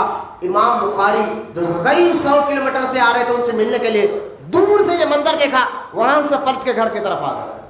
پوچھا کہ حضور کیوں؟ کہا جس کو پتا نہیں کہ قبلے کا ادب کیسا ہے، قبلے کا ادب کیسا ہے، جس کو یہ پتا نہ ہو ہم اس سے حدیثیں کیسے لیں گے۔ اس لیے بخاری کو اہمیت کیوں جاتی ہے قرآن کے بعد؟ کیونکہ آپ نے بڑی چھان بین کے ساتھ اور بہت ہی رسوخ کے ساتھ آپ نے حدیث کو لیا، اور جن سے لیا وہ لوگ بھی بڑی شان والے تھے، جن سے امام بخاری نے حدیثیں سیکھی وہ لوگ بھی بڑی شان والے تھے۔ کیونکہ یہ رولز ہے، یہ طریقہ ہے محدثین کا، جس سے وہ حدیث سنتے ہیں اس کے بارے میں چھان بین کرتے ہیں کہ اس کی مزاج کیسی ہے، اس کو کہتے ہیں راوی۔ تو حضرت شاہ عبدالعزیز محدث دہلوی فرماتے ہیں راوی کے لیے جس سے آپ حدیث سن رہے ہیں دو چیزیں شرط ہے سارے لوگ، تو کیا؟ ایک تو وہ اس کا عقیدہ صحیح رہنا، دوسرا اس کے اعمال اچھے رہنا، وہ فاسق نہیں رہنا، لوگوں کے ساتھ کھلے عام گناہ نہیں کرنے والا۔ فاسق اس کو کہتے ہیں جو کھلم کھلا گناہ کرے، جو سارے محلے والے جانتے ہیں کہ یہ سود خور ہے، سارا خاندان جانتا ہے کہ بے نمازی ہے، یہ سارا محلہ جانتا ہے شرابی ہے، اس کو کہتے ہیں فاسق۔ لہذا فاسق کے سر ہم حدیث نہیں لیں گے، لہذا دو چیزیں ہو کہ اس کا عقیدہ صحیح ہو اور وہ فاسق نہ ہو، وہ اس کا عمل اچھا ہو، احکام دین پر پابندی کرتا ہو، شریعت کی پابندی کرتا ہو۔ شاہ عبدالعزیز محدث دہلوی کہتے ہیں ایک تیسری شرط اور ہے، اگر کسی کے اندر جس سے آپ حدیث سننے جا رہے ہیں، ذرا غور سے سنیں میری بات کو، جس سے آپ حدیث سننے جا رہے ہیں یہ وہ باتیں ہیں جو ہم مدرسوں میں بٹھا کر بچوں کو سکھایا اور سمجھایا جاتا ہے۔ میں اس انداز میں آپ کو بول رہا ہوں، یہ بنیادی باتیں ہیں کہ آپ کا عقیدہ اور ایمان مضبوط ہو جائے گا تو آنے والی بات اور سمجھ میں آئے گی۔ شاہ عبدالعزیز محدث دہلوی رحمۃ اللہ تعالی علیہ آپ فرماتے ہیں سنو، ایک آدمی اگر نماز میں پابندی کرتا ہو، عقیدہ بھی صحیح ہو، تو ایک اور شرط دیکھ لو، بولے کیا؟ اگر وہ نبی کے گھر والوں سے محبت کرتا ہے تو حدیث لے گے، بولنا سبحان اللہ۔ اگر نبی کے گھر والوں سے چڑھتا ہے، اعمال بھی اچھے ہو، بڑا پرہیزگار ہو، عبادت گزار ہو، لیکن نبی کے گھر والوں سے بغض رکھتا ہو، اہل بیت سے بغض رکھتا ہو اور ان سے چڑھتا ہو، شاہ عبدالعزیز محدث دہلوی کہتے ہیں اس کے اعمال کو نہیں دیکھا جائے گا، ارے بھائی نمازی ہے، پرہیزگار ہے، عبادت گزار ہے۔ شاہ عبدالعزیز محدث دہلوی کہتے ہیں ہاں سب ہے، لیکن نبی کے گھر والوں کا دشمن ہے، نبی کے اہل بیت سے دشمن ہے، ہم اس سے حدیث نہیں لیں گے، ہم اس کی حدیث سے بات نہیں سنیں گے۔ یہ شرطیں لگا کر شاہ عبدالعزیز محدث دہلوی اور ملا علی قاری رحمۃ اللہ علیہ جیسی شخصیات نے نبی کے گھر والوں کی اہمیت کو بتایا۔ یہ آپ کو میں قرآن کی دو آیتیں، میں نے کہا قرآن کی اور بھی آیتیں جہاں اللہ تعالیٰ نے نبی کے گھر والوں کی عزت و شان کو بیان فرمایا، لیکن دو آیتیں میں نے ابھی آپ کے سامنے پڑھی اور اس کا مختصر ترجمہ آپ کے سامنے کیا، اور دو بڑے اکابر علماء کی باتیں میں نے آپ کے سامنے بیان کی کہ دیکھیں اس سے اندازہ کر لے کہ نبی کی اہل بیت کا مقام و مرتبہ کیا ہوگا۔ اور احادیث پاک میں نے سنائی یہ ساری باتیں سمجھنے کے بعد اب آ جائیے امام حسین کے بیٹے کے پاس۔ یہ نبی کے گھر والے بولو محبت سے سبحان اللہ، محبت سے بولیے، یہ نبی کے گھر والے ہیں۔ اب سمجھ میں آئے گا کہ حسین کا بیٹے کا مقام و مرتبہ، قرآن جن کی پاکی بیان کر رہا ہو، احادیث میں جن کی محبت کا حکم دیا جا رہا ہو، بڑے بڑے علماء کہتے ہیں جن کی محبت کے بغیر تمہارا ایمان مکمل نہیں ہو سکتا، وہ نبی کی اہل بیت کا مقام و مرتبہ کیا ہوگا۔ لہذا آپ غور کریں امام حسین کے بیٹے سیدنا امام زین العابدین رضی اللہ عنہ، ذرا ایک اور بات سن لیجیے، امام حسین رضی اللہ تعالیٰ عنہ کیونکہ یہ امام حسن سے چھوٹے تھے عمر میں اور رتبے میں بھی چھوٹے ہیں، عمر میں بھی چھوٹے ہیں اور رتبے میں بھی چھوٹے ہیں، لوگ خالی حسین حسین کہتے ہیں، میں نے کہا حسن حسن بھی، حسن اور حسین دونوں کو، ٹھیک ہے۔ لہٰذا جہاں امام حسین رتبے میں درجے میں جہاں امام حسن سے چھوٹے ہیں تو عمر میں بھی چھوٹے ہیں، لیکن یہ ان کا عمل تقویٰ میں کیا کہوں، امام حسین رضی اللہ تعالیٰ عنہ نے کئی شادیاں کی، تو امام حسین کے جو مقدس بیوی تھی جن کا نام سلامہ بھی آیا ہے اور شہر بانو بھی آیا ہے، یہ امام حسین کی بیوی ہے۔ اچھا یہ کہاں سے ہے یہ سمجھانے سے پہلے میں ایک بات بتاتا ہوں، امام حسین کے 3 بیٹے تھے، کتنے تھے؟ 3 بیٹے تھے اور تینوں بیٹوں کا نام علی تھا۔ پہچان کے لیے پہچاننے کے تینوں بیٹوں کا نام امام حسین نے علی ہی رکھا تھا، لیکن پہچاننے کے لیے بڑا کون ہے، منجلہ کون ہے، چھوٹا کون ہے، پہچاننے کے لیے آپ نے کہا بڑے بیٹے کا نام علی اکبر رکھا تھا، منجلے بیٹے کا نام علی اوسط رکھا تھا اور چھوٹے بیٹے کا نام علی اصغر رکھا تھا۔ یہ تینوں بیٹے امام حسین رضی اللہ تعالیٰ عنہ کے، ان تینوں بیٹوں میں سے 2 بیٹے علی اکبر اور علی اصغر یہ کربلا میں شہید ہو گئے، کربلا میں شہید ہو گئے۔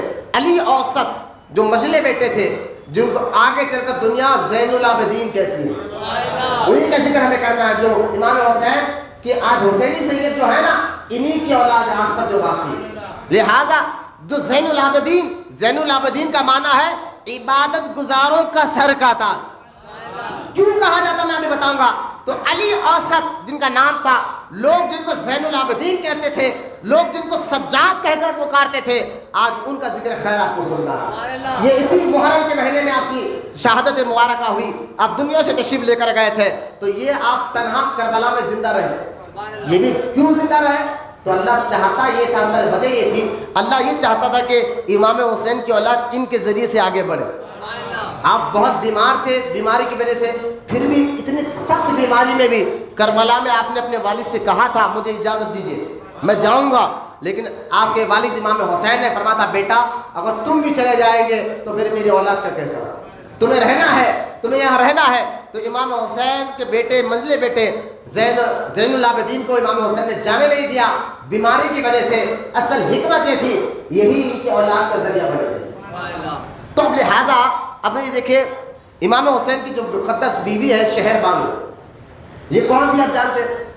حضرت ابو بکر صدیق رضی اللہ تعالیٰ عنہ۔ ذرا غور سے سنیں، آج وہابیہ کہتے ہیں، معاذ اللہ شیعہ یہ کہتے ہیں کہ نبی کے گھر والوں میں، ذرا غور سے اس بات کو فرمائیں، نبی کے گھر والوں میں اور ابو بکر اور عمر میں جھگڑا تھا، لڑائی تھی۔ یہ ساری جھوٹی روایتیں بیان کرتے ہیں، جھوٹی باتیں۔ میں آپ کو بتا رہا ہوں حلت الاولیاء میں جو بات لکھے ہوا ہے، البدایہ والنہایہ میں ابن کثیر نے بھی اس بات کو لکھا ہے، اور میں آپ کو بتا رہا عبد الرحمن جامی نے بھی اس بات کو شواہد النبوہ میں لکھا ہے۔ وہ بات یہ ہے کہ جب فاروق اعظم رضی اللہ تعالیٰ عنہ کے دور میں، آپ کے دور میں کئی علاقے فتح ہوئے، تو ایک فارس کا علاقہ جس کو جو ہے نا وہ علاقہ فتح ہوا، ایران کا ایک علاقہ فارس، وہاں کا جب علاقہ فتح ہوا تو وہاں کے کئی مال غنیمت مدینہ منورہ پہنچایا گیا۔ تو اس وہاں کے علاقے کا جو راجہ تھا، وہ راجہ کے 3 بیٹیاں قیدی بنائے اور وہ فاروق اعظم کے دور میں فاروق اعظم کے سامنے کھڑی کرے گئے۔ اب راجہ کی بیٹیاں تھیں، تینوں بیٹیاں، تو لہٰذا تینوں سگے بہنا تھے، ذرا غور سے سنیں، تینوں سگے بہنا تھے، فاروق اعظم کے سامنے کھڑا گئے۔ تو فاروق اعظم نے کون ہے؟ حضور یہ فلاں جو علاقے کے جو راجہ تھا اس کی یہ تینوں بیٹیاں۔ تو آپ نے کیا کیا؟ فاروق اعظم نے کہ ٹھیک ہے، پہلی بیٹی کا نام آپ نے پہلے نام کیا ہے؟ اس نے کہا شہر۔ کہا شہر نہیں، رکھ تیرا نام شہر بانو ہوگا، شہر بانو ہوگا۔ تو اس راجہ کی پہلی بیٹی کا نکاح، 3 بہن نا، بڑی بہن کا نکاح حضرت عمر ابن خطاب نے امام حسین سے کیا۔ سبحان اللہ۔ بولے یہ شہزادیاں ہیں، راجہ کی بیٹیاں ہیں، تو ان کا نکاح بھی شہزادوں سے ہونا ہے۔ اور فرمایا پہلی بیٹی کا نکاح آپ نے، بڑی بہن کا نکاح امام حسین کے سے کیا، اور دوسری بہن کا نکاح آپ نے اپنے بیٹے عبداللہ ابن عمر سے کیا، اور تیسری بہن کا نکاح آپ نے ابو بکر صدیق کے بیٹے محمد بن ابو بکر سے کیا۔ یہ خاندانی رشتہ دار، غور سے سنیں، یہ تینوں بہناں ایک نکاح میں آئی امام حسین کے، ایک نکاح میں آئی فاروق اعظم کے بیٹے، ایک نکاح میں آئی ابو بکر صدیق کے بیٹے۔ اور جب تینوں کا نکاح ہوا تو امام حسین سے جو بیٹا پیدا ہوا اس کو زین العابدین کہتے ہیں۔ بولے نا سبحان اللہ۔ امام حسین کی بیوی سے جو بیٹا پیدا ہوا اس کو زین العابدین کہتے ہیں۔ اور فاروق اعظم کے گھر میں جو بچہ پیدا ہوا، ان کے بیٹے کو جو بیٹا ہوا، وہ حضرت شیخ سالم ہے، بڑے مدینے کے محدث تھے، سالم ان کا نام تھا۔ اور ابو بکر صدیق کے بیٹے حضرت محمد بن ابو بکر سے جہاں بچہ پیدا ہوا، ان کے گھر میں بھی ان کا نام تھا حضرت سیدنا شیخ قاسم رضی اللہ تعالیٰ۔ مجھے بتائیے، یہ تینوں بہناں تینوں شہزادوں کی نکاح میں آئی، اور تینوں گھر میں بھی بچہ پیدا ہوا۔ امام حسین کے گھر بچہ جو پیدا ہوا زین العابدین، حضرت عمر کے گھر میں جو بچہ پیدا ہوا حضرت سالم، اور حضرت ابو بکر کے گھر جو بچہ پیدا حضرت قاسم۔ یہ تینوں خالہ بھائی ہوئے نا، بولے محبت، تینوں خالہ بھائی ہوئے نا یہ تینوں۔ اب حضرت قاسم جو ابو بکر کے بیٹے ہیں، حضرت قاسم مدینے کے بہت بڑے فقیہ گزرے، حدیثوں کی اتنے زبردست جانکاری تھی کہ مدینے پاک میں لوگ ان سے مسئلے پوچھنے آتے تھے، مفتی گزرے ہیں۔ اب حضرت قاسم کا نکاح ہوا، کیونکہ جب بڑے ہو گئے تو ابو بکر کے بیٹے محمد بن ابو بکر نے اپنے بیٹے قاسم کا نکاح کرایا اپنے بھائی کے بیٹے عبد الرحمن بن ابو بکر کی بیٹی اسما سے۔ اب جب ان کا نکاح ہوا، حضرت قاسم کا اور حضرت اسما کا جب نکاح ہوا، تو حضرت قاسم کے یہاں بیٹی پیدا ہوئی جن کا نام فروا ہے۔ کیا نام ہے؟ فروا ہے. اور ادھر امام زین العابدین کا نکاح ہوا تھا تو ان کے گھر جب بچہ پیدا ہوا محمد بن باقر پیدا ہوئے. اب غور کریں جب یہ بچہ پیدا ہوا امام زین العابدین کے گھر میں محمد بن باقر جب پیدا ہوئے تو آپ زین العابدین حسین کے بیٹے علی اوسط جن کا نام ہے. غور سے سننا سیدھا آپ جب بچہ بڑا ہوا نوجوان ہوا آپ کا بیٹا محمد بن باقر رضی اللہ تعالیٰ عنہ جب بڑا ہو گیا تو آپ نے چاہا کہ میں اپنے بیٹے کا نکاح کروں. حسین کے بیٹے زین العابدین نے سوچا میں اپنے بیٹے کا نکاح کرنا چاہوں گا. اس نیت کے ساتھ وہ سیدھا آئے ابو بکر صدیق کے گھر گئے. بولو نا سبحان اللہ. مجھے بتائیے دشمنی ہو تو کوئی اپنے دشمن کے گھر سے بیٹی جاتا ہے؟ جھگڑا ہو تو کئی دشمن کے گھر سے بچی کو اپنے گھر لاتا ہے؟ یہ جھوٹی روایت شیعہ بکتے ہیں. غور کریں زین العابدین کا جب نکاح ہو گیا تھا تو ان کے گھر میں جب بچہ پیدا ہوا محمد بن باقر جن کو امام باقر کہا جاتا ہے ان کا نکاح آپ نے ابو بکر صدیق کے بیٹے اور ان کے بیٹے قاسم اور قاسم کی بیٹی کے ساتھ آپ نے اپنے بیٹے محمد بن باقر کا نکاح کرایا. اب یہ دونوں کا نکاح ہوا محمد بن باقر اور فروا. یہ دونوں کا جب نکاح ہوا تو ان سے بیٹا پیدا ہوا امام جعفر صادق رضی اللہ تعالیٰ عنہ جس کے ہم کنڈوں کی نیاز کرتے ہیں. بولو محبت سے سبحان اللہ. خاندان شجرا بتا رہا ہوں میں. امام زین العابدین بیٹے ہیں شہر بانو کے. شہر بانو کون ہے؟ یہ راجا کی بیٹی ہے, امام حسین کی بیوی ہے.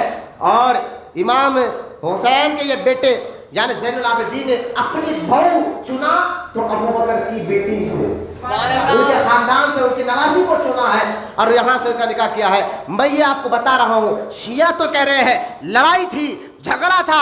میں کہہ رہا ہوں دیکھو یہ تو آپس میں رشتہ داریاں کر رہے تھے, آپس میں رشتہ داریاں کر رہے تھے. کہاں کا جھگڑا کہاں کی لڑائی؟ ارے خود حضرت مولا کائنات علی مرتضیٰ رضی اللہ تعالیٰ عنہ نے اپنی سگی بیٹی ام کلثوم کا نکاح حضرت عمر سے کرایا تھا. علی نے اپنی بیٹی کا نکاح عمر سے کرایا تھا.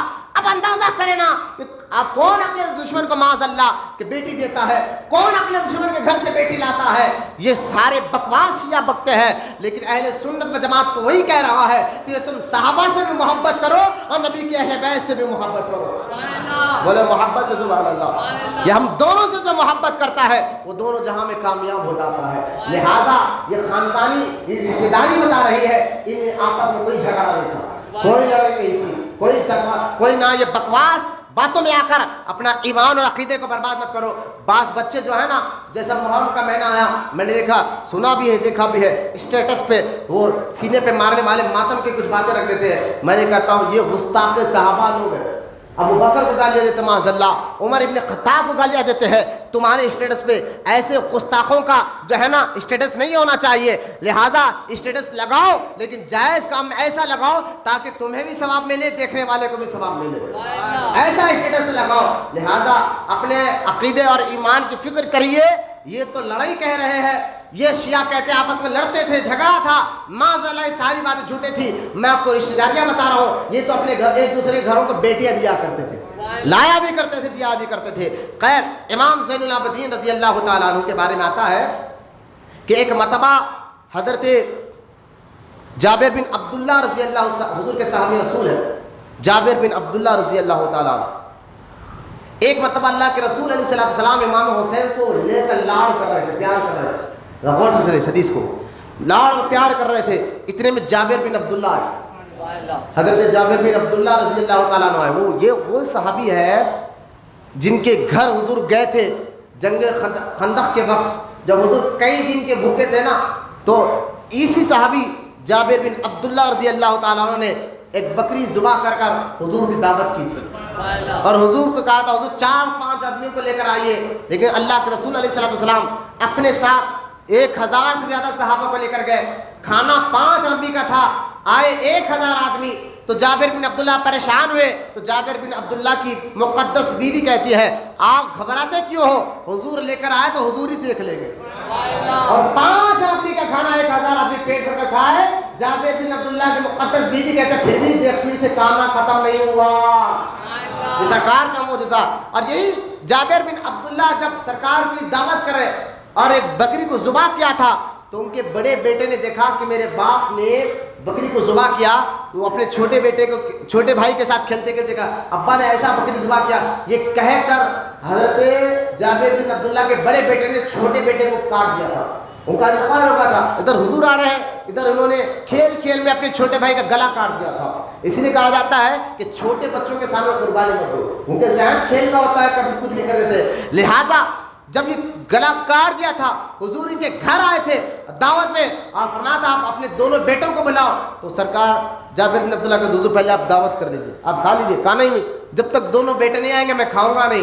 یہاں تک کہ جابر بن عبداللہ کو بولنا پڑا کہ چھوٹا بیٹے نے، بڑے بیٹے نے چھوٹے بیٹے کو کاٹ دیا، اور بڑا بیٹا خوف کے مارے اوپر سے کودا اور بھی نیچے گر کر مر گیا ہے۔ تو حضرت کے رسول علیہ السلام ان دونوں کی لاش کے سامنے گئے اور فرمایا اٹھو اللہ کے حکم سے، بولو نا محبت سے سبحان اللہ۔ یہ خصائص الکبریٰ میں امام جلال الدین سیوطی شافعی رحمۃ اللہ تعالی علیہ نے اپنی اس کتاب خصائص الکبریٰ میں اس واقعے کو لکھا ہے، وہ دونوں بچے زندہ ہوئے، بولو نا محبت سے سبحان اللہ۔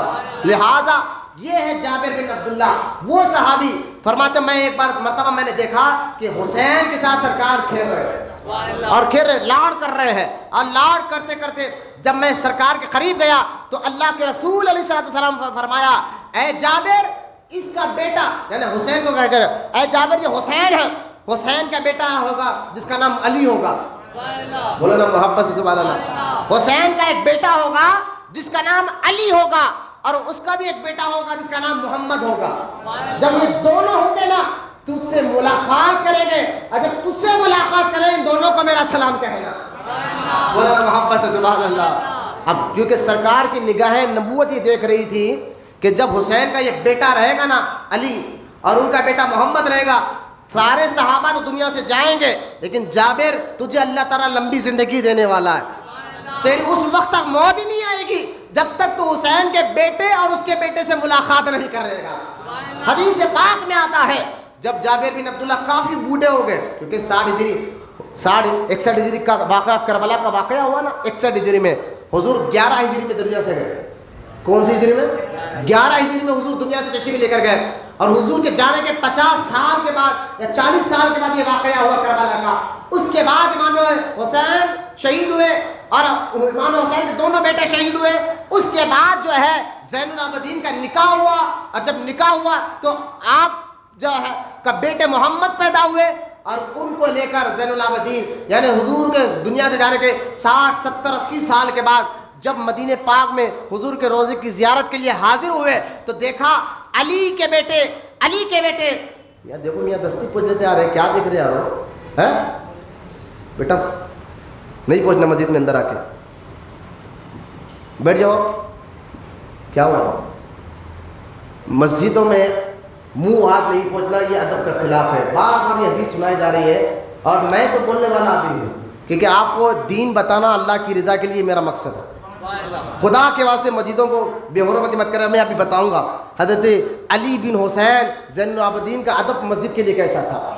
یہ گھر والے ہیں، قرآن جن کی تعریف بیان کر رہا ہے، وہ مسجدوں کا ادب کیسا کرتے تھے۔ کاش مسلمانوں کو مسجدوں کا ادب بھی آ جاتا تو انشاءاللہ ان کو عبادت میں دل میں لگے گا، اور انشاءاللہ دونوں جہاں میں ان کو کامیابی ملے گی انشاءاللہ۔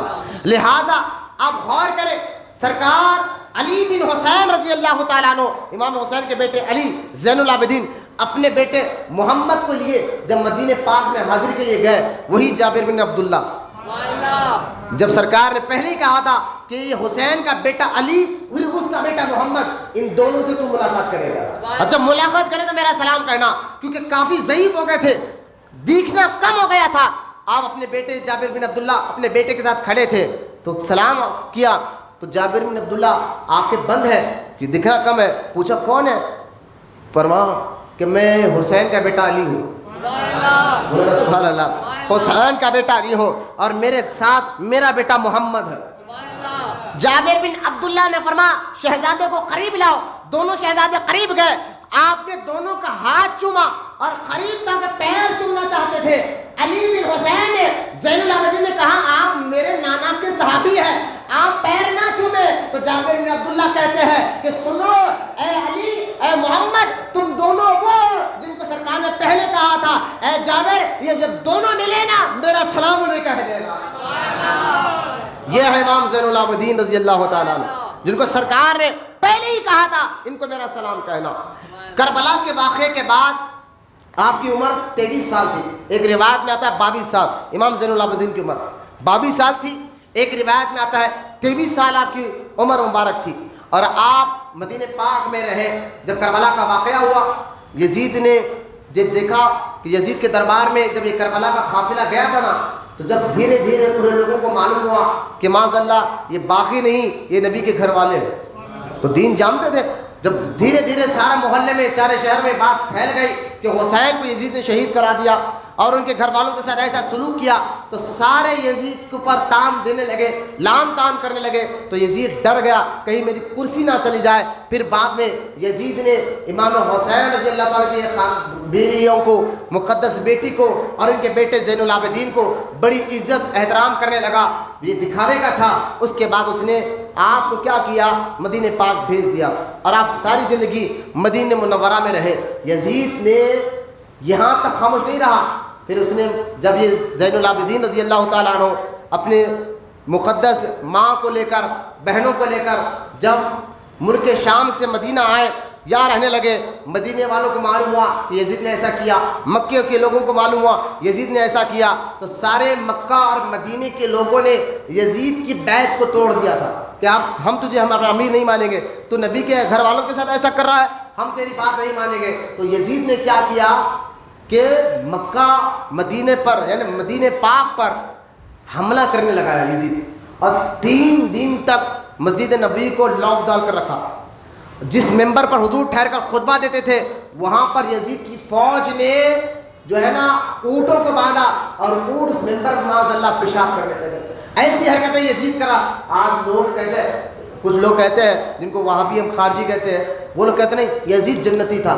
میں نے کہا ایسی حرکتیں کرنے والا جو اہل بیت کو شہید کرانے لگا ہے، اور جو ہے مدینہ پاک میں حملہ کرا ہے، مدینے میں اس نے جب حملہ کرایا تو 700 صحابہ کو شہید کر دیا۔ کتنے صحابہ؟ 700 صحابہ۔ اور 3 دن تک یزید کی فوج نے مدینہ پاک کی مقدس عورتوں کی عزت لوٹی، اور کئی دن تک عزت، 3 دن تک عزت لوٹی، تو کئی بچے زنا سے پیدا ہوئے۔ یہ یزید کی فوج اور یزید کے کارنامے تھے۔ اس کو کیسے جنتی کہا جائے، جبکہ مدینہ جیسا شہر جن کے بارے میں اللہ کے رسول علیہ السلام فرماتے ہیں، جس نے مدینے کے، ابھی حدیث کو ذرا غور سے سنیا، سرکار فرماتے ہیں جس نے مدینے میں رہنے والے لوگوں کو ڈرایا، ان کو دھمکایا یا ان کو تکلیف پہنچائی، اللہ تعالیٰ قیامت کے دن ان کو دوزخ میں ایسے پگھلائے گا جیسے پانی میں نمک پگھلتا ہے، جیسے پانی میں نمک پگھلتا ہے۔ ارے مدینے میں رہنے والوں کو ڈرائے، دھمکائے تو اللہ ایسے ناراض ہو رہا ہے، رسول ایسے ناراض ہوتے ہیں، تو مدینے کے مقدس صحابہ اور اہل بیت کو انہوں نے کاٹا اور ان سے لڑائی جھگڑا کیا، تو وہ یزیدی جنتی کیسے ہو سکتے ہیں؟ لہٰذا یزید وہاں پر حملہ کرنے لگا۔ یہ سارے واقعات امام زین العابدین دیکھ رہے ہیں۔ خیر اس ٹاپک میرا یہ موضوع نہیں ہے۔ حضرت امام زین العابدین رضی اللہ تعالیٰ عنہ کے بارے میں آتا ہے کہ آپ روزانہ، ذرا آپ کی عبادت کے بارے میں سنیا، کیونکہ آپ کے بارے میں یہ بھی آتا ہے کہ امام زین العابدین نے اپنے وقت کے بہت بڑے محدث بھی تھے۔ علم آپ نے کس سے حاصل کیا؟ تو آپ کے بارے میں آتا ہے علم آپ نے کس سے حاصل کیا؟ ان میں آپ کے نامہ آتا ہے کہ آپ نے امام حسین اپنے والد سے بھی سیکھا۔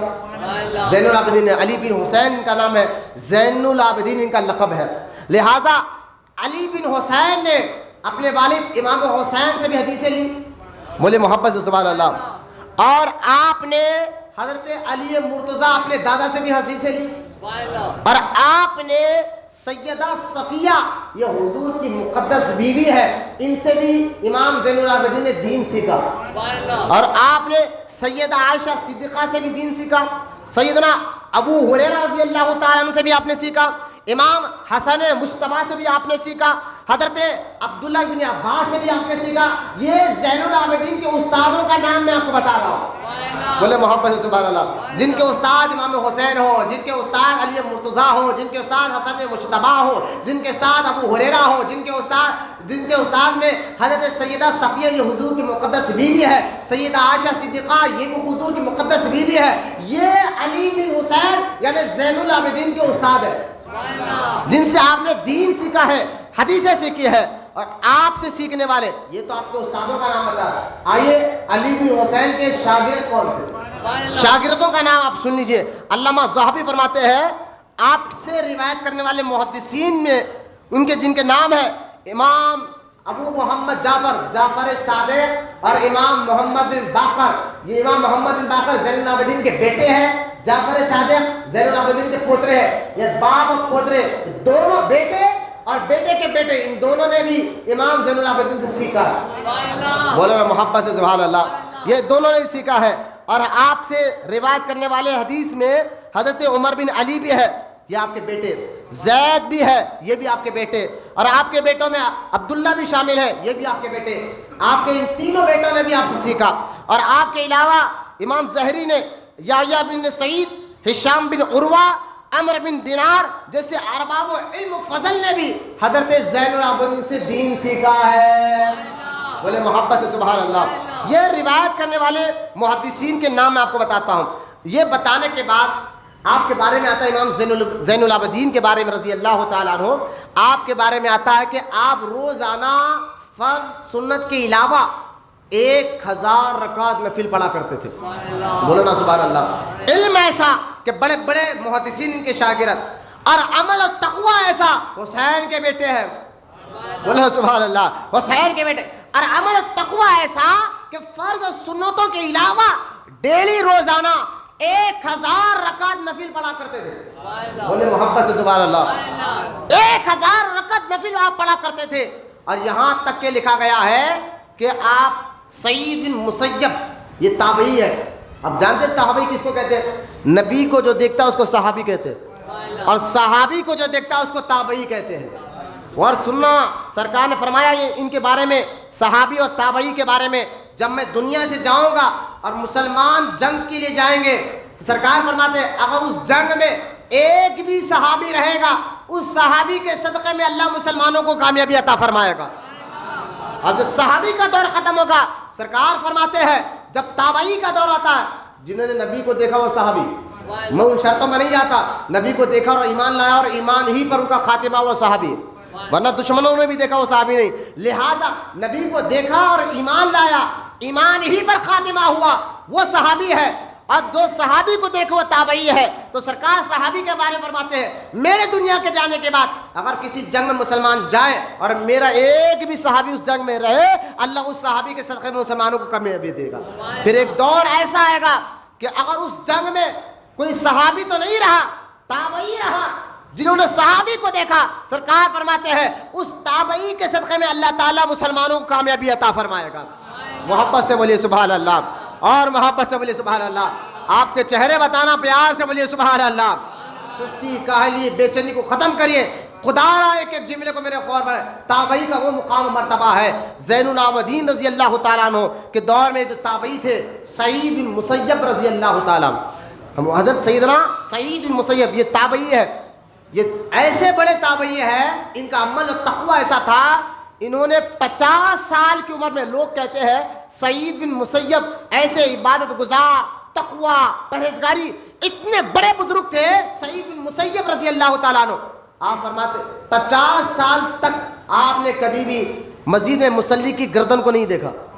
مطلب کیا ہے, یعنی 50 سال تک آپ پہلی صف میں بیٹھا کرتے تھے. اب پیچھے رہیں گے تو مصلی کی گردن نظر آئیں گی نا. تو 50 سال تک جنہوں نے کوئی نماز نہ چھوڑی ہو, اذان سے پہلے ایک شخص کہتے ہیں میری اتنی سال عمر ہوئی, 50, 30, 40 سال میری عمر ہو گئی ہے, اور میں نے کبھی ایسا نہیں دیکھا کہ اذان ہونے کے بعد سعید بن مسیب مسجد میں آئے ہو. ایسا میں نے کبھی نہیں دیکھا. اذان سے پہلے سعید بن مسیب مسجد میں رہا کرتے تھے. یہ اتنے بڑے صحابی تابعی ہے. تقوی ان کا ایسا تھا, پرہیزگاری ایسا تھا. اتنا 50 سال جو پہلی صف میں نماز پڑھے, بولو یار سبحان اللہ۔ 50 سال میں کبھی ایسا نہیں ہوا کہ آپ کو دوسری صف میں جگہ ملی ہو، دوسری صف میں جگہ ملی ہو، پہلی صف میں جو 50 سال تک نمازیں نہ چھوڑے ہو۔ سعید بن مسیب ان کا نام ہے۔ وہ سعید بن مسیب سے ایک آدمی آیا، آ کر کہنے لگا حضور ہمارے شہر میں ایک فلاں آدمی ہے، بہت عبادت گزار ہے، بہت نیکوکار ہے، فلاں فلاں وہ کام کرتا ہے۔ اندازہ کرے یار، سعید بن مسیب کو جو آدمی آ کر کہہ رہا ہے، وہ آدمی جانتا کہ یہ کتنے بڑے عبادت گزار ہے، وہ آدمی یہ بھی جانتا ہے کہ یہ کون ہے کیا ہے، لیکن وہ جس کی تعریف کر رہا ہے تو اندازہ کرے تو سعید بن مسیب تو کہنا چاہیے تھا یار فلاں آدمی بڑا، لیکن سعید بن مسیب کہتے ہیں کہ جو تو تعریف کر رہا ہے وہ فلاں آدمی کی، لیکن میں ایک بات بتاؤں؟ بولے بتائیے حضور۔ میں ایک شخص کو بتاؤں؟ بولے بتائیے حضور۔ تو سعید بن مسیب کہتے ہیں تو نے علی بن حسین کو دیکھا؟ بولو سبحان اللہ۔ علی بن حسین، حسین کے بیٹے علی کو دیکھا ہے؟ کہا نہیں۔ تو سعید بن مسیب کہتے ہیں اگر تو علی کے، حسین کے بیٹے علی کو دیکھ لیتا تو آج ان کے علاوہ تو کسی کی تعریف نہیں کرتا، ان کے علاوہ تو کسی کی تعریف نہیں کرتا۔ جو ان کا عبادت تھا، جو ان کا تقوی تھا، جو ان کی پرہیزگاری تھی، جنہوں نے 1000 رکعت روزانہ نفل نماز پڑھتے تھے، وہ علی بن حسین ہے۔ سعید بن مسیب کہتے ہیں میری نظر میں آپ سے زیادہ کوئی عبادت گزار شخص کو میں نے دیکھا نہیں ہے۔ یہ کون کہہ رہا ہے؟ جو 50 سال تک پہلی صف میں ٹھہر کر نماز پڑھا، وہ کہہ رہا ہے آج تک میری نظر نے علی بن حسین جیسا شخص نہیں دیکھا۔ ان کی عبادت، ان کا تقوی، ان کے پرہیزگاری کیسے تھی؟ یہ ہے حسین کے بیٹے علی، بولے سبحان اللہ۔ یہ ہے زین العابدین رضی اللہ تعالیٰ عنہ، جن کو دیکھ کر سعید بن مسیب جیسا شخص کہتا ہے میری نظر میں علی بن حسین جیسا لڑکا میں نے نہیں دیکھا، جن کا تقوی ایسا ہو، جن کی پرہیزگاری ایسی ہو، جن کا علم ایسا ہو۔ جہاں بڑے بڑے لوگ پڑھنے آئے ہیں، ارے ہو بھی کیسا ہے؟ یہ علی بن حسین یہ دادا ہے امام جعفر صادق کے، اور لوگ حیران ہیں امام جعفر صادق کے بارے میں۔ میں نے کہیں پر رجب کے مہینے میں بیان کیا ہے، امام جعفر صادق جو پوتے ہیں علی بن حسین کے، علم میں اتنا بڑا مقام ہے۔ آج گوگل پر سرچ کریے دا گریٹ آف سائنٹسٹ امام جعفر صادق، ایک امریکہ کے بہت بڑے سائنٹسٹ نے یہ کتاب لکھی، اور کتاب گوگل پر آپ سرچ کر کے دیکھیں دا گریٹ آف سائنٹسٹ امام جعفر صادق۔ اس کتاب میں امام جعفر صادق نے آج سے 1300 سال پہلے جو سائنس کے بارے میں، چاند کے بارے میں، تاروں کے بارے میں، زمین کے بارے میں، پہاڑوں کے بارے میں، جھاڑوں کے بارے میں آج سائنس اس کی تحقیق کر رہی ہے، 1300 سال پہلے امام جعفر صادق نے ایسی بات کی، اپنے انگریز کو بھی ان کے بارے میں کتاب لکھنا پڑا، ماننا پڑا۔ اگر اس دنیا میں، اس روئے زمین پر کوئی گریٹ سائنٹسٹ گزرا ہے وہ امام جعفر صادق ہے، تو امام جعفر صادق کے دادا کا نام علی بن حسین ہے۔ اندازہ کرے وہ علی بن حسین کا علم کیسا ہوگا، جن کا پوتا ایسا ہو، جن کا پوتا ایسا ہو، جن کا علم ایسا ہو، جن کا پوتے کا علم ایسا ہو، وہ دادا علی بن حسین کا مقام و مرتبہ کیا ہوگا، ان کا تقوی، ان کے پرہیزگاری کیسی ہے۔ میں نے یہ 2 باتیں آپ کو سنائی ہے۔ اب آپ دیکھیں امام زین العابدین کے بارے میں آتا ہے کہ آپ جب وضو کرتے نا، ذرا اس حدیث کو غور سے سنیں، حلۃ الاولیاء میں امام ابو نعیم نے اس کو روایت فرمایا ہے، آپ جب وضو کرتے تھے تو پتے کی طرح کانپتے تھے، جسم جیسا پتا ہوا میں ہلتا ہے نا، ایسا جسم آپ کا ہوتا تھا یہ ایسا۔ میں صرف کہانی نہیں بتا رہا ہوں، آپ کے چہرے ذرا اس کو اثر کر کر دیکھیں۔ کون ہے علی بن حسین؟ جن کے بارے میں قرآن میں اللہ تعالیٰ آیتیں اتار رہا ہو، جن کے بارے میں احادیث میں سرکار نے بیان فرمایا ہو، وہ علی بن حسین ہے۔ لیکن اللہ کا خوف دیکھے، اللہ سے ڈرنا دیکھے، تقوی اور پرہیزگاری دیکھے۔ آج تو ہمارا حال یہ ہے کہ ہم تھوڑی نیکیاں کر کر کہتے ہیں بس ہم آزاد زندگی گزاریں گے۔ لہٰذا یہ علی بن حسین کی زندگی دیکھیں آپ، جب آپ وضو کرتے اور پتے کی طرح جسم کانپنے لگتا، لوگ پوچھتے تھے اے حسین کے بیٹے علی کیا ہوا، آپ کا جسم کیوں کانپ رہا ہے، وجہ کیا ہے؟ تو علی کا بیٹا یعنی حسین کا بیٹا علی کہتے تھے، امام زین العابدین کہتے تھے ارے نادان، میں کہاں جا رہا ہوں وضو کر کر، اللہ کی بارگاہ میں جا رہا ہوں، تو اس کا خوف نہ لاؤں تو پھر کیسا کروں؟ یہ میں نے کہا یا اللہ، عمل ان کے پاس تھا، خاندان بھی اعلیٰ، عمل تقوی بھی تھا، پرہیزگاری بھی تھی. ارے جن کے بیٹے غوث اعظم ہو ان کا مقام و مرتبہ کیا ہوگا؟ غوث اعظم ہی انہی کی اولاد سے ہے.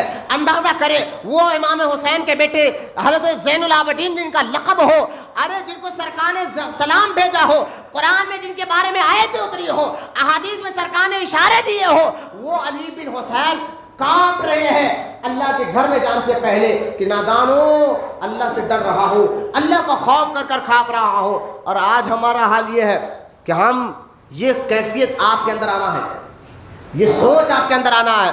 آج ہم مسجد میں آئیں گے تو بس آستینہ چڑھے ہوئے، سینہ اکڑا ہوا، جیسا ہم مسجد میں نہیں جم میں جا رہے ہیں. یہ ہو گئی مزاج. ہم تو نماز پڑھ رہے ہیں، ایسا دکھ رہا کہ نماز پڑھ کر آپ بہت بڑا احسان کر رہے ہیں. آپ نہیں آتے تو مسجد ہی آباد نہیں ہوتی تھی. ایسی مزاج سے ہماری بنتی جا رہی ہے کہ مسجد میں آئیں گے کوئی ہمارا کچھ نہیں بولنا. ارے بھائی دین سکھائیں گے انشاءاللہ، آپ کو بتائیں گے. یہ علماء کی ذمہ داری ہے، یہ حکم دیا کہ علماء کو بتاؤ، بولو لوگوں کو. اور میں بار بار کہتا ہوں، میں الحمدللہ ہم چائے والے مولوی نہیں ہیں جو آپ کی ایک چائے میں ایک پیسے میں بک جائیں گے. اور صدر صاحب ہیں، نائب صدر صاحب، کسی کو کچھ نہیں بولیں گے. اللہ تعالیٰ نے اتنی عزت دی ہے اور بولنے کا حق دیا ہے.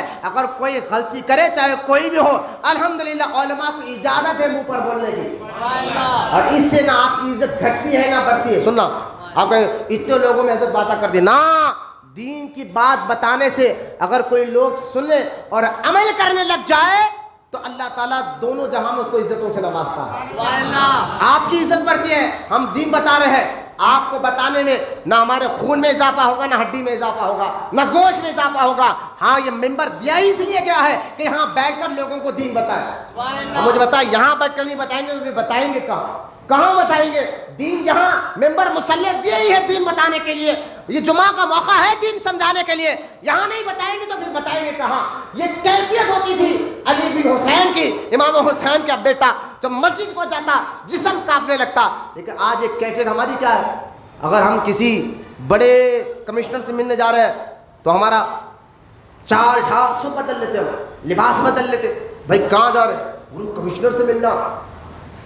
علاقے کے معاملے کونسل سے مل کر دیکھو، لیڈر سے ملنے جائے تو ہماری چال ڈھال سب میں فرق آ جاتا. بات چیت میں فرق، لباس میں فرق، سوچ میں فرق. گھر سے آپ بڑے ہی چال ڈھال میں، اب گھر والے کہاں جا رہا؟ کمشنر صاحب سے ملنا. اس لیے کپڑے ایسے، سوچ ایسی، فکر ایسی، سب چیز میں تبدیلی. اب جیسا کمشنر آپ اس کے پاس گئے تو اور ڈر جاتے ہیں، ارے باپ رے باپ، اور اچھا کپڑے صحیح ہیں، بلا سب باہر. اور اس کے بعد وہ سوچ لے کر آپ اس کے پاس جاتے ہیں. میں نے کہا حیا کرو، شرم کرو مسلمانوں. ایک دنیا دار عہدے دار کے سامنے تمہاری چال بدل جاتی ہے، تمہاری مزاج بدل جاتی ہے، تمہاری سوچ بدل جاتی ہے، تمہارا لباس بدل جاتا ہے. اور اللہ کے گھر میں اکڑ کر آؤ گے. کس کے سامنے آ رہے ہو؟ خوف خدا لاؤ اپنے دلوں میں. خدا کے واسطے مسجدوں کا ادب کرو، اللہ کے گھروں کا ادب کرو.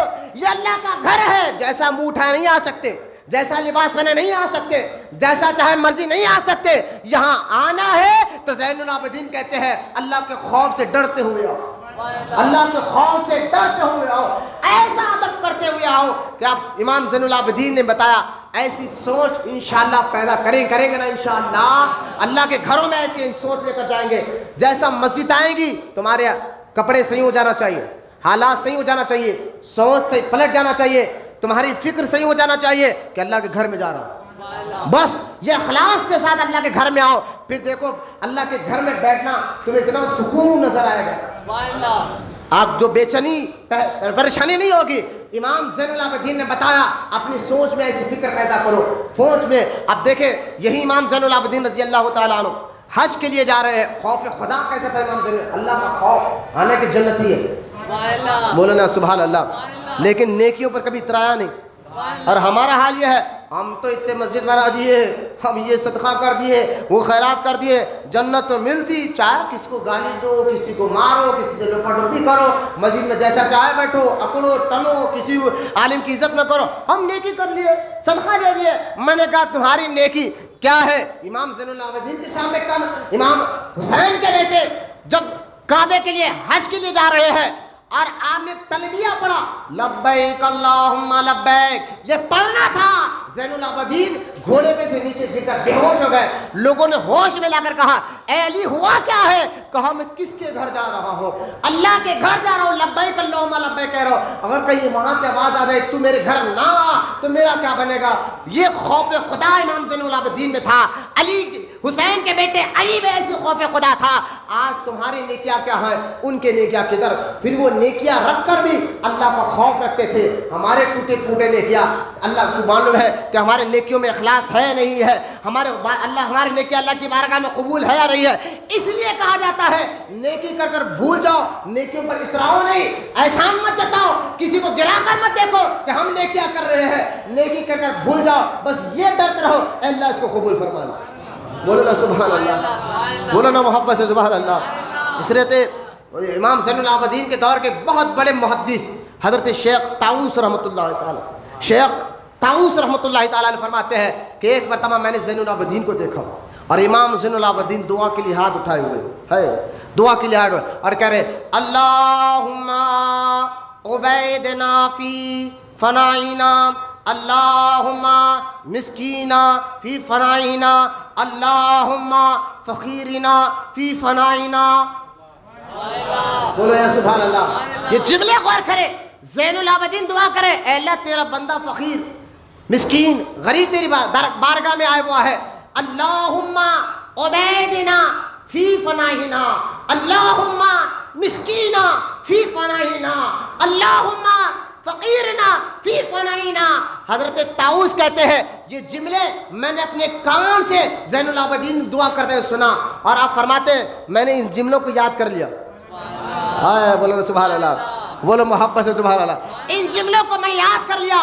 حضرت طاؤس جو یہ بات کہہ رہے ہیں خود بڑے محدث ہے, اللہ کے بہت بڑے ولی ہے. وہ فرماتے ہیں اس کے بعد جب کبھی مجھے ایسی کوئی مشکل آ جاتی جو مشکل میرے لیے خطرہ ثابت ہوتی اور مشکل ٹل نہیں رہی تھی تو میں اسی دعا کو جو زین العابدین کرتے تھے اللہم عبیدنا فی فنائنا, مسکیننا فی فنائنا, فقیرنا فی فنائنا, یہی جملہ میں کہہ کر رب کی بارگاہ میں دعا کرتا تو اللہ تعالیٰ میری مشکلوں کو دور فرما دیتا تھا.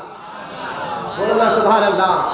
جن کے جملوں پر اللہ راضی ہو جائے وہ امام زین العابدین رضی اللہ تعالیٰ, جن کا مقام و مرتبہ ایسا, آپ جن کی سخاوت ایسی کہ ساری زندگی مدینے پاک میں, اب دیکھیں صدقہ خیرات اس کو کہتے ہیں, یہ سیکھوں بڑوں سے ان کی یاد بنانے سے دین سمجھ میں آتا ہے, اسلام ہمیں سمجھ میں آتا ہے. سیدنا امام زین العابدین رضی اللہ تعالیٰ عنہ مدینے میں 100 گھر ایسے تھے. کتنے؟ 100 گھر. کون آ رہا جا رہا ہوں میں, دیکھیں میری طرف دیکھ کر کتنے گھر تھے؟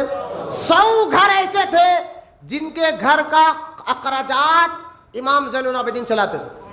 بولو اللہ سبحان اللہ. میں بھی اور بات بتاؤں گا, یہ 100 گھر مسکین غریب بیواؤں کے گھر تھے. 100 گھروں کے ذمہ داری زین العابدین رضی اللہ تعالیٰ اپنے ذمے پر لیے اور ان کے گھروں میں اناج ڈالتے تھے. لیکن تعجب یہ ہے ان 100 گھر والوں کو معلوم نہیں تھا کہ یہ مدد زین العابدین کرتے تھے. کیا نیکی ہے.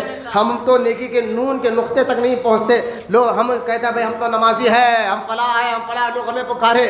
امام زین العابدین انتقال کر گئے. انتقال کے بعد جب آپ کو غسل دیا جا رہا تھا تب آپ کی پیٹھ پر تھیلوں کے نشان نظر آئے. بولنا سبحان اللہ. پیٹھ پر تھیلوں کے نشان نظر آئے اور آپ کے انتقال کے بعد وہ 100 گھروں میں راشن آنا بند ہو گیا.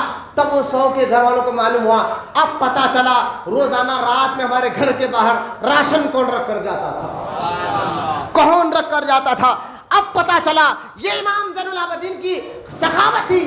ایسے ہوتے ہیں محمد کے گھرانے والے, سخاوت ایسی اللہ کی راہ میں. اور نیکی بھی کر رہے ہیں تو ساری زندگی انتقال ہو گیا, کسی کو پتہ نہیں چلا. اب روز رات میں جاتے ان گھروں کے سامنے راشن رکھ کے آ جاتے اور روز دروازہ کھلتا تو وہ لوگ گھر والے دیکھتے راشن رکھے, وہ سمجھتے اللہ کا کون نیک بندہ ہے کہ راشن لے لیتے. ایسے 100 گھروں کے سامنے امام زین العابدین راشن رکھ کر چلے جاتے. لیکن ساری زندگی انتقال ہو گیا لیکن اس راز کو آپ نے ظاہر نہیں کیا. اس لیے نیکی کر کر احسان نہ جتاؤ. آپ نے کیا کر, ارے وہ کیا ہم تو ان کو چائے پلائے تھے, ان کو کھانا دیے تھے, انہوں اتنے پریشان تھے. نہ, نیکی کرو تو اللہ کو راضی کرنے کے لیے. یہ مثال اور حدیث پاک میں بھی آیا ہے. اللہ کے رسول علیہ السلام نے پر جب پوچھا گیا یا رسول اللہ بہترین صدقہ کیا ہے تو سرکار نے فرمایا सीधे हाथ को दो तो दाहिने हाथ को खबर ना हो, सीधे हाथ से दो तो दाहिने हाथ को खबर ना हो। ये सदका अल्लाह को बहुत ज्यादा पसंद है। ये आप बोलकर सुभान अल्लाह करें, इमाम ज़ैनुल आबिदीन ने कर बताया। बोला सुभान अल्लाह, इमाम ज़ैनुल आबिदीन ने कर बताया है। ये आपकी मिजाज और फिक्र थी, ये आपकी सोच थी। घर में ऐसा जाते अल्लाह के घर में, इबादत ऐसी करते, तकवा ऐसा है, परहेजगारी ऐसा। इमाम ज़ैनुल आबिदीन रज़ी अल्लाह तआला अन्हु के बारे में आता है, कुछ शिया मुल्क के शाम के लोग आए आपसे मिलने के लिए। जरा गौर से सुने, यहाँ इमाम हुसैन के बेटे का अकीदा बता रहा हूँ, और यही अकीदा सुन्नियों आप पर हमारा। इमाम ज़ैनुल आबिदीन बैठे हुए हैं, एक आदमी आया और आकर कुछ बात करने लगा। बात करते कहते कहने लगा, ए ज़ैनुल आबिदीन, आप अबू बकर और उमर को क्या कहते हैं, उनका मुकाम क्या है? तो आप जलाल में आ गए, आप जलाल में आ गए, क्योंकि उस दौर में अपने आप को शियान अली कहने वालों ने ये बात फैला दी थी कि अबू बकर माज़अल्लाह ऐसे है, उमर ऐसे है। तो ये हुसैन के बेटे के पास है, सगे बेटे के, बोले सुभान अल्लाह, और आकर कहने लगे, ए अली, हम आपसे सवाल करना चाहते। फरमाया क्या? कि अबू बकर और उमर का मुकाम आपकी नज़र में क्या है? आप जलाल में आ गए। जलाल में आकर कुरान की 2 आयतें आपने पढ़ी जिसमें अल्लाह ताला अबू बकर और उमर की फजीलत को बयान कर रहा है। आप फरमाते हैं इन दोनों आयतों में जिसका जिक्र हो रहा है वो अबू बकर और उमर है। वो आयतें भी मैंने निकाल कर रखा था, लेकिन वक्त ज्यादा हो रहा है, अब मैं वक्त पे बात खत्म करने के लिए कह रहा हूँ। वो आयतें पढ़कर हजरत ज़ैनुल आबिदीन कहते हैं, इन आयतों में अल्लाह ताला ने अबू बकर की फजीलत को बयान किया है, उमर की फजीलत को बयान किया है। अरे नादानो, तुम मुझसे पूछते हो अबू बकर का मुकाम क्या है, उमर का मुकाम क्या है? अरे जिनकी फजीलत अल्लाह ताला कुरान में बयान कर रहा हो, उनका मुकाम मर्तबा कैसा होगा? फिर आप जलाल में आकर कहते, अब मुझे बता, अबू बकर और उमर इस वक्त उनकी मज़ार है कहा? हुजूर, वो तो हुजूर के साथ आराम कर रहे हैं। तो आप फरमाते ज़ैनुल आबिदीन, जिस तरह हुजूर के साथ अबू बकर उमर अब भी खबर में साथ है ना, इसी तरह जिंदगी में भी साथ थे। बोलो सुभान अल्लाह। जिस तरह अब हुजूर के खबर में, हुजूर के खबर को लग कर इनकी खबर मुबारक है, तो लिहाजा जिस तरह आज इनकी खबरें एक साथ है, ज़ाहिरी जिंदगी में भी अबू बकर और उमर हुजूर एक साथ रहा करते थे। ये मेरा अकीदा है। इमाम ज़ैनुल आबिदीन कहते हैं, निकल जाओ, आज के बाद हमारे सामने अबू बकर और उमर की शिकायत लेकर नहीं आना, वो तो हमारे आका और मौला है। बोलो मोहब्बत से सुभान अल्लाह। इसलिए हज़रत अबू बकर सिद्दीक़ रज़ी अल्लाह तआला अन्हु के बारे में एक शख्स आया, इमाम ज़ैनुल आबिदीन, क्योंकि बड़े बड़े मुफ्ती थे, फ़क़ीह थे, एक सवाल करने आया। आकर कहने लगा, हुजूर, तलवार है, तलवार की मूठ को सोने का मूठ बना सकते? तलवार की जो मूठ होती है हाथ पकड़ने की, उसको सोने की बना सकते हैं? तो आपने फरमाया, इमाम ज़ैनुल आबिदीन फतवा दे रहे हैं, फरमाते हाँ, मैंने एक तलवार अबू बकर सिद्दीक़ की देखी है। बोलो सुभान अल्लाह। एक तलवार मैंने देखी है अबू बकर सिद्दीक़ की, जिसकी मूठ सोने की थी। तो सवाल करने वाला कहने लगा, हाँ, आप अबू बकर को सिद्दीक़ कह रहे हैं? आप अबू बकर को सिद्दीक़ कह रहे हैं? आप जलाल में आकर ज़ैनुल आबिदीन, आप जलाल में आकर कहते हैं, वल्लाहि सिद्दीक़, वल्लाहि सिद्दीक़, वल्लाहि सिद्दीक़, अल्लाह की कसम, अबू बकर सिद्दीक़ है, अबू बकर सिद्दीक़ है, अबू बकर सिद्दीक़ है। अब शियों के बात में हरगिज़ ना जाए, जो हुसैन का बेटा अबू बकर को सिद्दीक़ कह रहा हो, उमर को फारूक कह रहा हो, उस्मान को गनी कह रहा हो, अब आपको शिकायत नहीं होना चाहिए। जो ये बकवास कर रहे हैं कि अहले बैत में और सहाबा में लड़ाई थे, हुसैन का बेटा अली ने बता दिया। बोलो ना, हुसैन का बेटा अली मुर्तज़ा रज़ी अल्लाह ताला ने बता दिया। अब देखे, एक बता ही इमाम ज़ैनुल आबिदीन रज़ी अल्लाह ताला को 2 आदमी आए और आकर आपका बोले, हुसैन के बेटे हैं, अली के पोते हैं, हुसैन के बेटे हैं। आए, हाथ चूमने लगे, पैर चूमकर अदब से ठहर गए। इमाम ज़ैनुल आबिदीन ने कहा, देखो, ये तुम लोग जो आकर अदब कर रहे हो, मेरा हाथ चूम रहे हो, मेरी इज्जत कर रहे हो, हमें हमसे मोहब्बत करना है तो दीन के खातिर करना। बोलना सुभान अल्लाह। हमसे मोहब्बत रियाकारी के लिए नहीं, दिखावे के लिए नहीं, दीन के खातिर करना। यहाँ पर उलमा कहते हैं, इमाम ज़ैनुल आबिदीन के कहने का मतलब ये था कि जो लोग आपका हाथ चूमते या पैर चूमते, तो आप उनको कहते, देखो अल्लाह ने हमको बहुत बड़ी जिम्मेदारी दे दी है, अब तुम लोग हमारी इज्जत कर रहे हो क्योंकि हम आले नबी है, नबी के घर वाले हैं, तो जितने बड़ी जिम्मेदारी उस शख्स की होती है اتنا بڑا کام بھی اس شخص کا ہوتا ہے. جیسا پیر مرید کو صرف مرید بنانا کام نہیں چلے گا, پیر جتنے مرید بناتے جائے گا اتنا پیر کی ذمہ داری بڑھتے جائے گی, پیر کی ذمہ داری بڑھتے جائے گی. اب پیر پر یہ لازم ہے کہ مریدوں پر وہ نظر رکھے, وہ اس کا عقیدہ کیسا ہے, وہ کس سے مل رہا ہے, وہ کیا کام کر رہا ہے, حلال کر رہا ہے یا حرام کر رہا ہے. یہ پیر کی ذمہ داری ہوتی ہے. کیوں؟ قیامت کے دن اللہ تعالیٰ مرید سے بعد میں سوال کرے گا, حاکم سے یعنی پیر سے پہلے سوال کرے گا. اس لیے پیری مریدی کو یہ نہ بناؤ کہ آپ کا آسان ہو گیا. جتنا بڑا ہوتا, امام زین العابدین کہتے ہیں ہم خاندان والے تو ذمہ داری ہماری اتنی بڑی ہے, جتنا بڑا ہوتا ہے ذمہ داری اتنی بڑی ہوتی ہے. لیکن آج کے پیروں کو ہم کیا کہیں کہ جو سود مرید جانتا ہے کہ مرید سود کا کاروبار کر رہا ہے, پیر خاموش ہے. جانتے ہیں پیر صاحب مرید شراب کا کاروبار کرتا ہے, پیر صاحب خاموش ہے. جانتے ہیں پیر صاحب کہ میرا مرید وہابیوں کے ساتھ بیٹھ رہا ہے, پیر صاحب خاموش ہے. کیوں خاموش ہے؟ کیونکہ پیر صاحب کو نظرانہ دیتے لفافے میں. الحمدللہ مرید تو ہم بھی بناتے ہیں, لیکن ہمارے مریدوں میں ہم نے مثال نہ رکھی, انشاءاللہ نہ رکھیں گے, نہ رکھی ہے نہ رکھیں گے.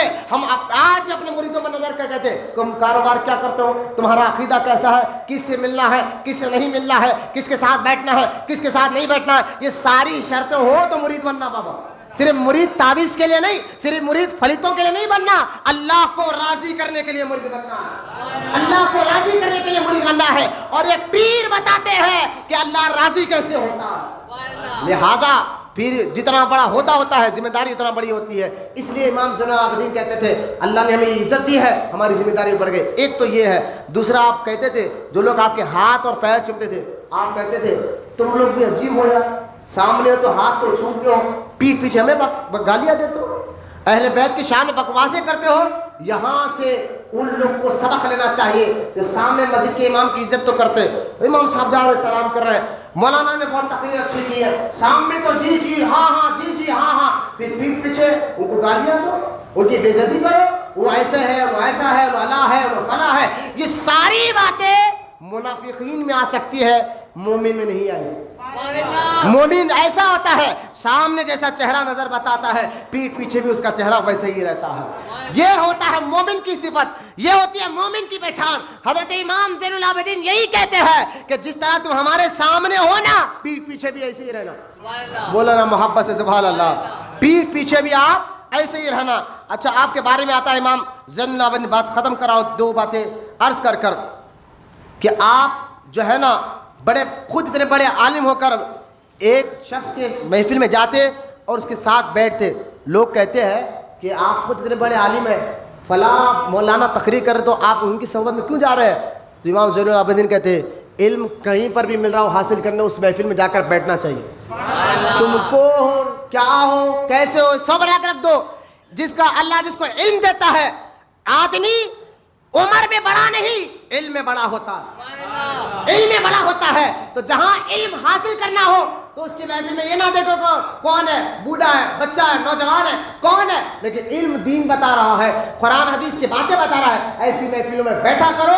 امام زین العابدین ایسا بیٹھا کرتے تھے. بولے سبحان اللہ. اچھا آپ کے بارے میں یہ بھی آپ آتا ہے کہ ایک مرتبہ آپ کعبے کے طواف کے لیے جانے والے, تو وہاں بادشاہ ہوا تھا ہشام بن عبد الملک, ہشام بن عبد الملک, وہ آیا ہوا تھا وہ کعبے کا طواف کرنے. وہ سمجھا میں تو بادشاہ ہوں اور لوگ مجھے دیکھ کر راستہ دے دیں گے. وہ کعبے کا طواف کریں گے تو حجر اسود کو چومنے کے لیے قریب گیا تو لوگوں نے راستہ نہیں دیا.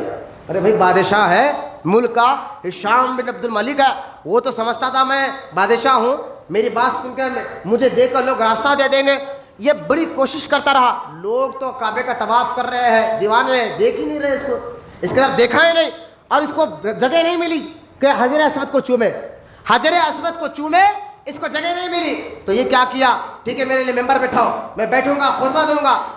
ہشام بن عبد الملک کے لیے ممبر بٹھایا گیا اور یہ بیٹھا اور لوگوں کو خطبہ دینے کی کوشش کر. لوگ اس کی طرف دیکھ ہی نہیں رہے, بادشاہ ہے بھائی, لوگ توجہ نہیں دے رہے. ایسی حالت میں اچانک زین العابدین آ گئے.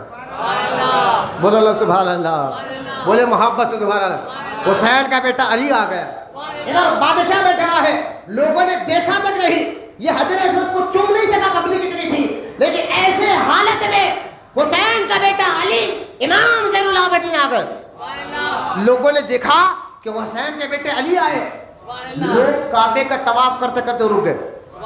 راستہ دیا, علی بن حسین گئے, ایسا راستہ دیا لوگوں نے کہا ہٹو, حسین کا بیٹا آ رہا, حسین کا بیٹا آ رہا ہے. ایسا راستہ دیا, گئے اور حجر اسود کو چوما, چوم کر آئے. تو یہ ہشام بن عبد الملک کے کچھ ساتھی جو اس کے ساتھ ملک شام سے آئے تھے, انہوں نے کہا اے بادشاہ, لوگوں نے تو آپ کے لیے راستہ نہیں دیا, ان کے لیے راستہ دے دیا, ان کے لیے کعبے کا طواف روکا, راستہ بنایا, حجر اسود سے چوم کر آئے. یہ ہے کون؟ پہچانتے نہیں تھے. کہا بادشاہ یہ ہے کون؟ بادشاہ کو معلوم تھا یہ کون ہے, لیکن پھر بھی کہا نہیں معلوم میرے کون ہے گی. میرے کو نہیں معلوم کون ہے گی. یہ کہنے لگا کہ میں نہیں چاہتا یہ کون ہے. اچانک اسی مکہ میں کعبے کے سامنے جب یہ ہشام اپنے چیلوں کو کہتا میں نہیں پہچانتا ان کو, وہاں پر ایک بہت بڑے شاعر کھڑا ہوا تھا جس کا نام برزخ تھا. وہ کھڑا ہوا تھا. جب اس نے سنا کہ بادشاہ کہا کہ آپ کے پہچانتا ہے, لیکن جلن حسد سے کہا میں نہیں جانتا یہ کون ہے, تو برزخ کو برداشت نہیں ہوا.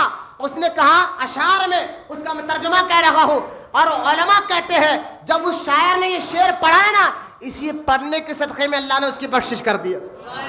اس نے کہا بادشاہ تو کہتا ہے علی بھی حسین کو نہیں جانتا, ارے یہ وہ ہے جن کو کعبہ بھی پہچانتا ہے.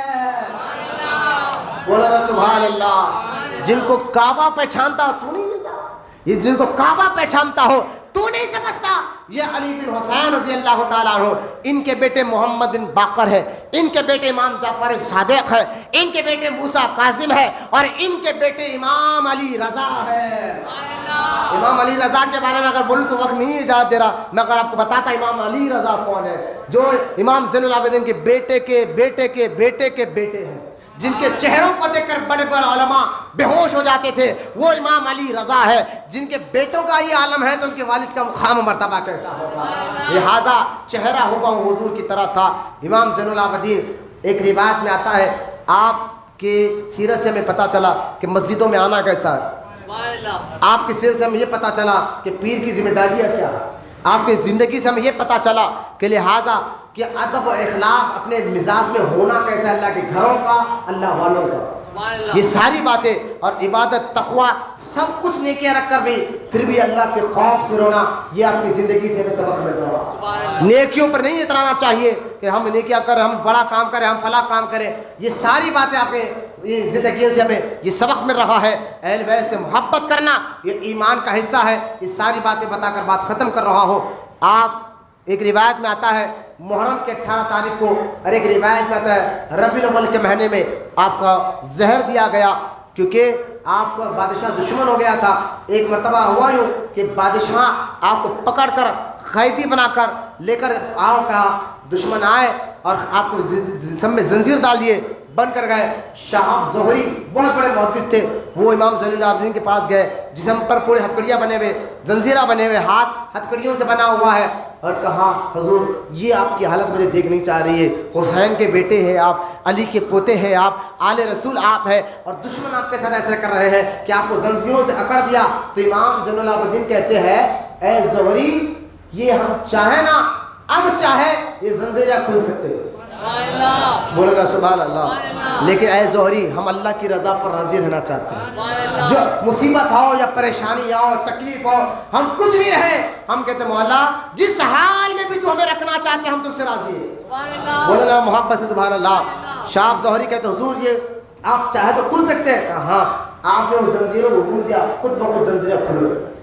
یہ آپ کی کرامت ہے, ایک نہیں کئی سینکڑوں کرامات آپ کے ہیں. آخر کار آپ کو زہر کے ذریعے شہید کیا گیا. آپ کا مزار مبارک جنت البقیع میں امام حسن کے بازو آپ کا مزار مبارک آج بھی ہے. حضرت امام حسن, امام زین العابدین, امام محمد بن باقر اور امام جعفر صادق, یہ 4 مزارہ مدینے میں جنت البقیع میں ایک ساتھ ہے. جب بھی اللہ کا توفیق دے تو مدینے میں جائے. جنت البقیع میں 4 مزار, سرانے آپ کے چاچا حضرت عباس کی مزار ہے. لوگ کہتے ہو نہیں وہ خاتون جنت کی مزار, نہیں, خاتون جنت بھی فاطمہ کی مزار جنت البقیع الگ سے ہے, لیکن سرانے ایک مزار اور 4 مزارہ ایک ساتھ ہے.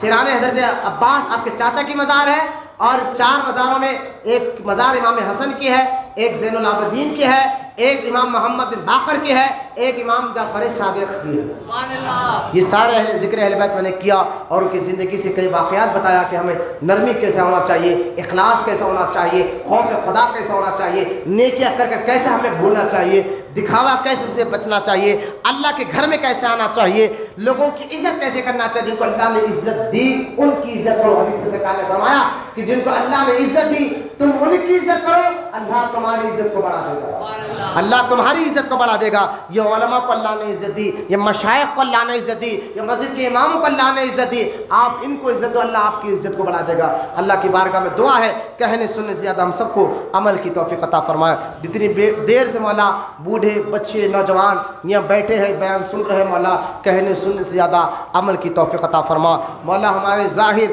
باطن جسم روح دل کو پاک بنا دے اور ہمارے دلوں میں علم نافع کو داخل فرما، سینے میں اسلام کی محبت کو داخل فرما مولا، دین کا درد عطا فرما، شریعت پر استقامت عطا فرما، دین پر عمل کرنا ہمارے لیے آسان کر دے مولا، نیکیوں سے محبت عطا فرما، مسجدوں کا ادب کرنے والا بنا، علماء کا ادب کرنے والا بنا، مشائخ کا ادب کرنے والا بنا، اولیاء اللہ سے محبت کرنے والا بنا، اہل بیت اور صحابہ سے محبت عطا فرما، اور ان دونوں کے صدقے مولا ہمارے دنیا اور آخرت میں کامیابی عطا فرما۔ وما علینا الا البلاغ والحمد للہ رب العالمین۔